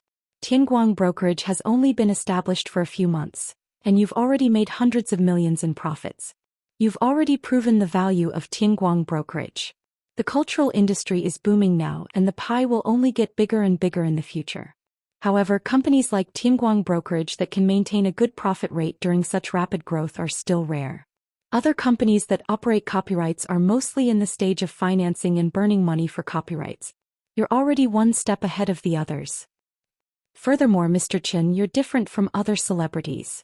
There's still a lot of value to be excavated from you. I'm sure that you have more than what you've shown so far. You might not know this, but before the Olympics there was a swimmer with the surname Ning. According to some evaluation agencies, his personal IP value could reach 20 billion. Mr. Qin, you're only higher than him. Some WeChat public accounts and even Poppy Chan, whose content creation ability is not as good as yours, can be valued at more than 1 billion. I've valued Tianguang Brokerage at 10 billion, so it's reasonable to increase it to 20 billion. Qin Guang was almost convinced by him. According to Mr. Rao, money was not being spent as money nowadays. Billions and billions were being spent at every turn. Did he think they were burning hell's money? Comrade, you can't stop using fake drugs. Those who truly understood the industry knew that the cultural industry had been bragging to the heavens. Even Little Tsong's bamboo livestream was no longer burning money for live streamers. During the craziness of the first half of the year, any lousy live streamer would sign a contract fee of 100 million for a few years, or 30 million for a year. In the end, it was the end of the year now and it was time to settle the bills. Those who owed wages were owed wages, and those who were slaves of different surnames were all over the streets. That meant that the bubble was about to burst and the money couldn't be burned anymore. It was easy to say that traffic could turn into cash, but was it really a stump for countless heroes to achieve? The click-through rate of online television dramas depended on it. It also depended on it to increase its popularity and topicality. It also depended on it to increase its box office earnings. It also depended on it to increase the number of viewers and bullet screen comments in the livestream rooms. Everything was fake prosperity. It only depended on the advertising sponsors who were stupid and rich to pay the bills. But there were many smart people in this world, and there were even fewer fools who could make money and afford sky-high advertising fees. Everyone had a clear idea of how much this so-called traffic flow was worth. Also, the Chinese Super League, which not many people in the country watched at all, was easily offered transfer fees of tens of millions of dollars to big foreign brands, with annual salaries of hundreds of millions. In the end, the stadium's occupancy rate was less than 50%, and the jerseys and other peripheral products couldn't be sold at all. They only had the ability to spend money but not the ability to generate revenue. What right did they have to raise such sky-high prices? The rights to the live stream of the Chinese Super League, which had no ratings at all, could still be sold for more than $1 billion a year. The balloons in the sky were blown bigger than the sun, ready to explode at any moment. It was as if all the money-printing machines in the country had been turned on overnight, and trillions of dollars had fallen from the sky. Where did this money come from? Was it born out of thin air? Outsiders might not be aware of this, but Qin Guang could be considered as someone in the industry, not to mention that he was the strongest internet celebrity in the country. So how could he not understand that this was all hype? It was all a bubble that would explode sooner or later. Perhaps it might happen tomorrow, or perhaps it might last for another year. When the noise passed, the real companies that were good at content and diligent in operation and took one step at a time, would have the last laugh. At that time, countless speculative capitalists would cry in the corner, and countless retail investors would cry their hearts out. It wasn't hard to guess. Rao Xinghai wasn't an ignorant bystander. He was the chairman of the Rising Sea Insurance Fund. Whether it was his vision or his identity, he stood at the top of the national financial pyramid, and it was impossible for him not to understand this. There was nothing wrong with him having the idea of setting up an internet celebrity economy, but there was no reason for him to take out $1 billion so easily just to get 5% of his shares. Tianguang Brokerage was just a personal brokerage company built around an omnipotent Superman. It didn't have any core technology or real industrial reserves, so it wasn't worth this money at all. Mr. Rao, I understand what you're saying, but let's not beat around the bush in front of an honest person. You and I both know it. What is your real purpose? Qin Guang leaned back and he finally put away the facade of an ignorant young man. With a faint smile on his face, he looked at Rao Xinghai meaningfully. Rao Xinghai was stunned at first, and he was stunned for a long time. Just like that, in his eyes, Qin Guang's aura changed drastically in an instant. He turned from a rash young man to an old fox who understood the world. He remembered an old man's instructions to him before he came down. He must not underestimate Qin Guang and must not treat him like an ordinary young man. Just now he didn't take the old man's warning seriously. At that time Qin Guang pretended to be calm, but in fact he was eager to try. In his eyes it was slightly ridiculous. After all, young people were still a little immature and not shrewd enough. But now he knew that he was wrong. This cunning fellow, he was acting within an act just now, and he was completely led into it. Looks like I have to tell the truth. Mr. Qin, since you've already thought of it, then I'll tell the truth. Actually, this isn't my idea, it's a request from the higher-ups. They feel that it's necessary to give you some compensation. As Rao Xinghai said that, he pointed to the sky mysteriously. Qin Guang suddenly laughed. Actually, he had this idea just now and he had already thought of it. Although he was the one who took the initiative to resign in the end, the old men were still afraid that he would lose his position as the bureau chief, and they knew that he loved money. They were even more worried that if the bureau couldn't control the situation in the future, they would still have to ask him to step in. They were afraid that he would really become a wild crane that didn't care about the world. That was why they came up with this idea. They purposely gave Tianguang Brokerage a high valuation, and then arranged for a fund with a powerful background to buy the investment. On the surface it was free money, but in the dark, it made him owe them a favor and he couldn't get away. Actually, he knew that he should have had a tacit understanding with the other party, and he shouldn't have forced him to say it. However, he was already tired of scheming with the old men. Now that he had asked Rao Xinghai to tell the truth, Rao Xinghai would pass on the content of the conversation between the two of them to the higher-ups. This was also his way of showing his attitude. Don't play tricks with me anymore, it's very annoying. Mr. Rao, then please thank them for me. Let me think about this for another 2 days and I'll give you an accurate answer. After Qin Guang laughed, his face darkened, and his knuckles rhythmically knocked on the table and he said word by word.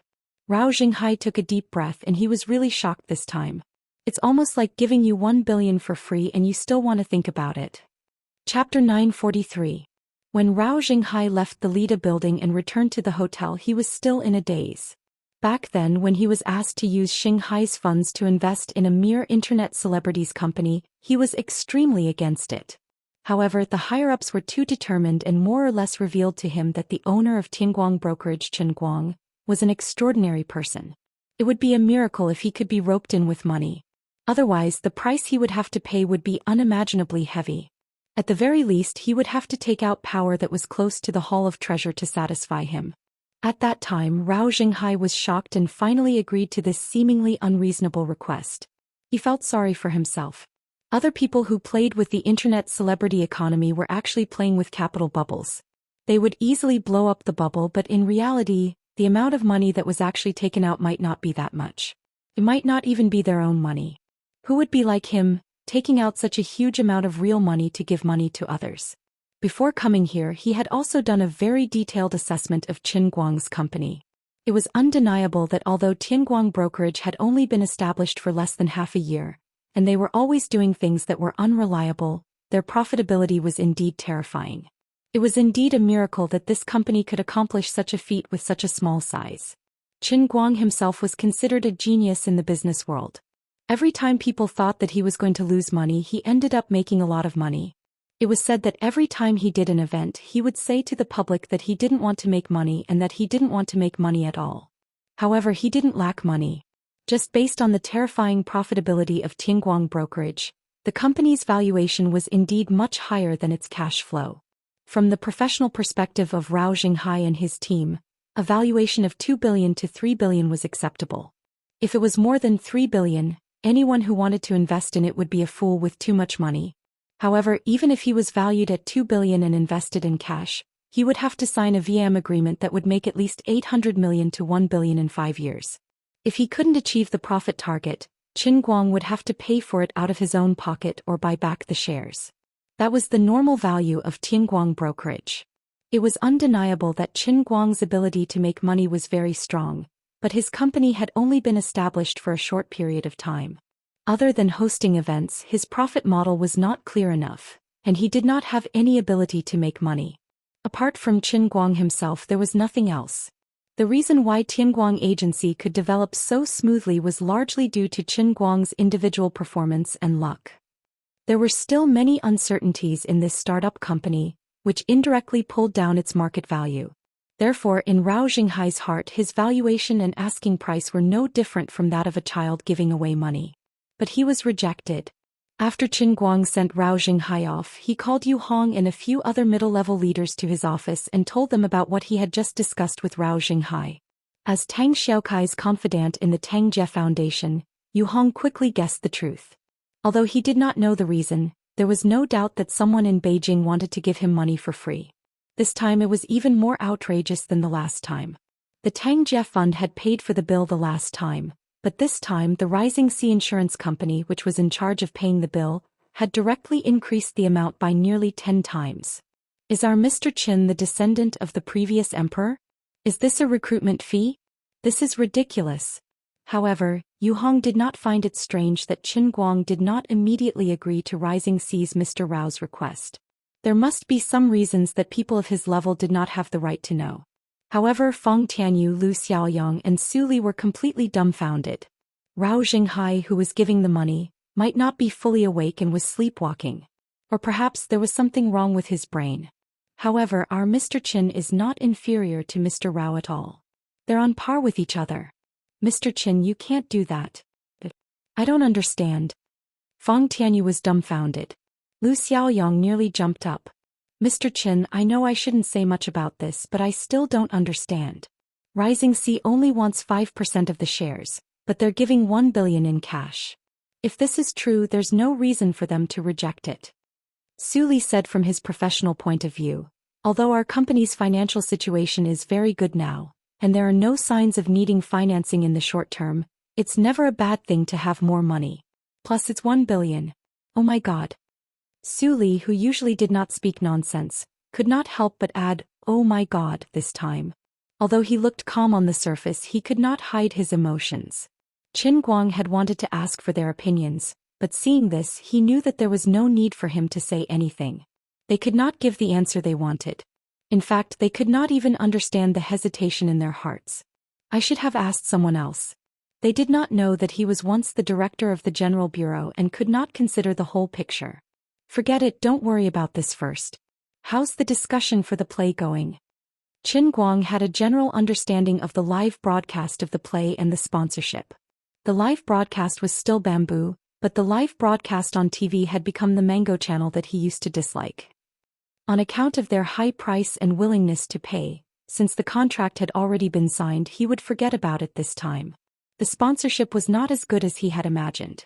He only managed to get a total of 2 companies, which did not even add up to 10 million. On one hand, it was not convenient to insert advertisements in the live broadcast of the play. On the other hand, the frequency of his activities was a little too high. The bosses were almost out of money. Now that his net worth had reached a certain level, sometimes he would rather not accept the offer than to lower the price easily. In layman's terms, lowering the price would harm his status, which was not beneficial to his long-term profits. Sitting in the car, Qin Guang racked his brains. Who should he talk to about this? He also wanted Rao Xinghai's money. That was 1 billion. He had no qualms about taking it. However, he also felt uncomfortable. He always felt that the value of his company in the future might not only stop at the level of 20 billion yuan. In this way, it was still possible that Rao Xinghai and his rising sea insurance company would make money, so he was not very happy. He could not help but complain in his heart. These old men are so unreasonable. If they want to give me money, they can just give me money. Why do they have to target my shares? Although 5% was not much, no matter how small a mosquito's leg was, it was still meat. In the future, the mosquito would mutate and become a huge steak. Moreover, once he took the money, it meant that he had accepted their goodwill and he would be tied to these people again. He was really quite annoying. However, it seemed like as long as Xen Qin and Wu Miaowan were still in the Guangdong General Administration, he would not be able to escape as the retired general director. No matter how resolute he sounded, if the 2 little Lolas were in trouble, could he not care less? It seemed like it did not matter whether he took the money or not. Unknowingly, as his thoughts ran wild, he thought of a rather reliable candidate. She was an expert, knew the ways of doing business and knew his special identity. Most importantly, he had not seen her for some time and he missed her from time to time. Yes, the candidate was Lu Fei. As soon as he called, he was elated. What a coincidence. Lu Fei had just returned from the neighboring Wutuo town yesterday, and she was about to look for him. After meeting Lu Fei at a cafe, Qin Guang went out excitedly. When he arrived at the private room, Lu Fei was already waiting for him inside. I saw that you usually drink tea, so I didn't order coffee for you. When I just came over, I brought a packet of Longjing tea from my father's friend. You can drink it yourself. Qin Guang took the tea box from Lu Fei, carefully grabbed a small handful from inside, and threw it into the Tongtian Holy Grail. Then he happily made a pot of water. His nose was full of the fresh and tranquil tea fragrance. Longjing tea is such a good thing. What do you mean by drink it yourself? I even drink Humao Feng tea. Didn't you just call to ask me something? Say it. Lu Fei took a sip of coffee, rested her chin on her elbow and looked at Qin Guang with her head tilted. Qin Guang was not the same as the people in her circle. Just like this Longjing tea was a good thing, but she would never take it out of her house for others to drink. Other people might have their own channels to get it, but they would never be like Qin Guang. He was clearly worth hundreds of millions and had a high position of power, but he still looked so precious and happy. Lu Fei felt that Qin Guang was not pretending to be happy to please her, but he was really happy. As for others, even Zhong Bai and Wang Qing, who had a particularly good relationship with each other, would never be happy for such a small thing. They were used to that kind of extravagant life. Even if they also showed such cheerful expressions, it was most likely to be to make her happy. Lu Fei felt that Qin Guang was particularly real, but at the same time particularly mysterious. His driving skills were the first thing that attracted her, but after knowing him for a long time, Lu Fei found that Qin Guang seemed to be omnipotent. Later she learned that he was a living magician in his previous life. His entire body was filled with a sense of mystery and indescribable charm. But the rarest thing about him was that no matter how his status changed, he maintained a rare heart. You wouldn't be able to find such a man even if you searched for a lantern. Why are you distracted? I'm done. Qin Guang patted her on the shoulder. Lu Fei came back to her senses, ran her fingers through her hair in embarrassment and grinned. I'm sorry, I was fascinated by you. Qin Guang, I'll give you 118 points for this reason of being in a daze. The full score is 100 points, and the extra 18 points will be divided into 3 sixes. He repeated it to Lu Fei again. This time Lu Fei listened carefully. She was not in a hurry to answer Qin Guang, but used her fingers to play with the spoon in the coffee cup. Qin Guang did not rush her and blew on his tea. 5 minutes passed. 10 minutes passed. 15 minutes. Oh, almost. Lu Fei suddenly looked up at Qin Guang. I'll take it. Qin Guang nodded. Okay,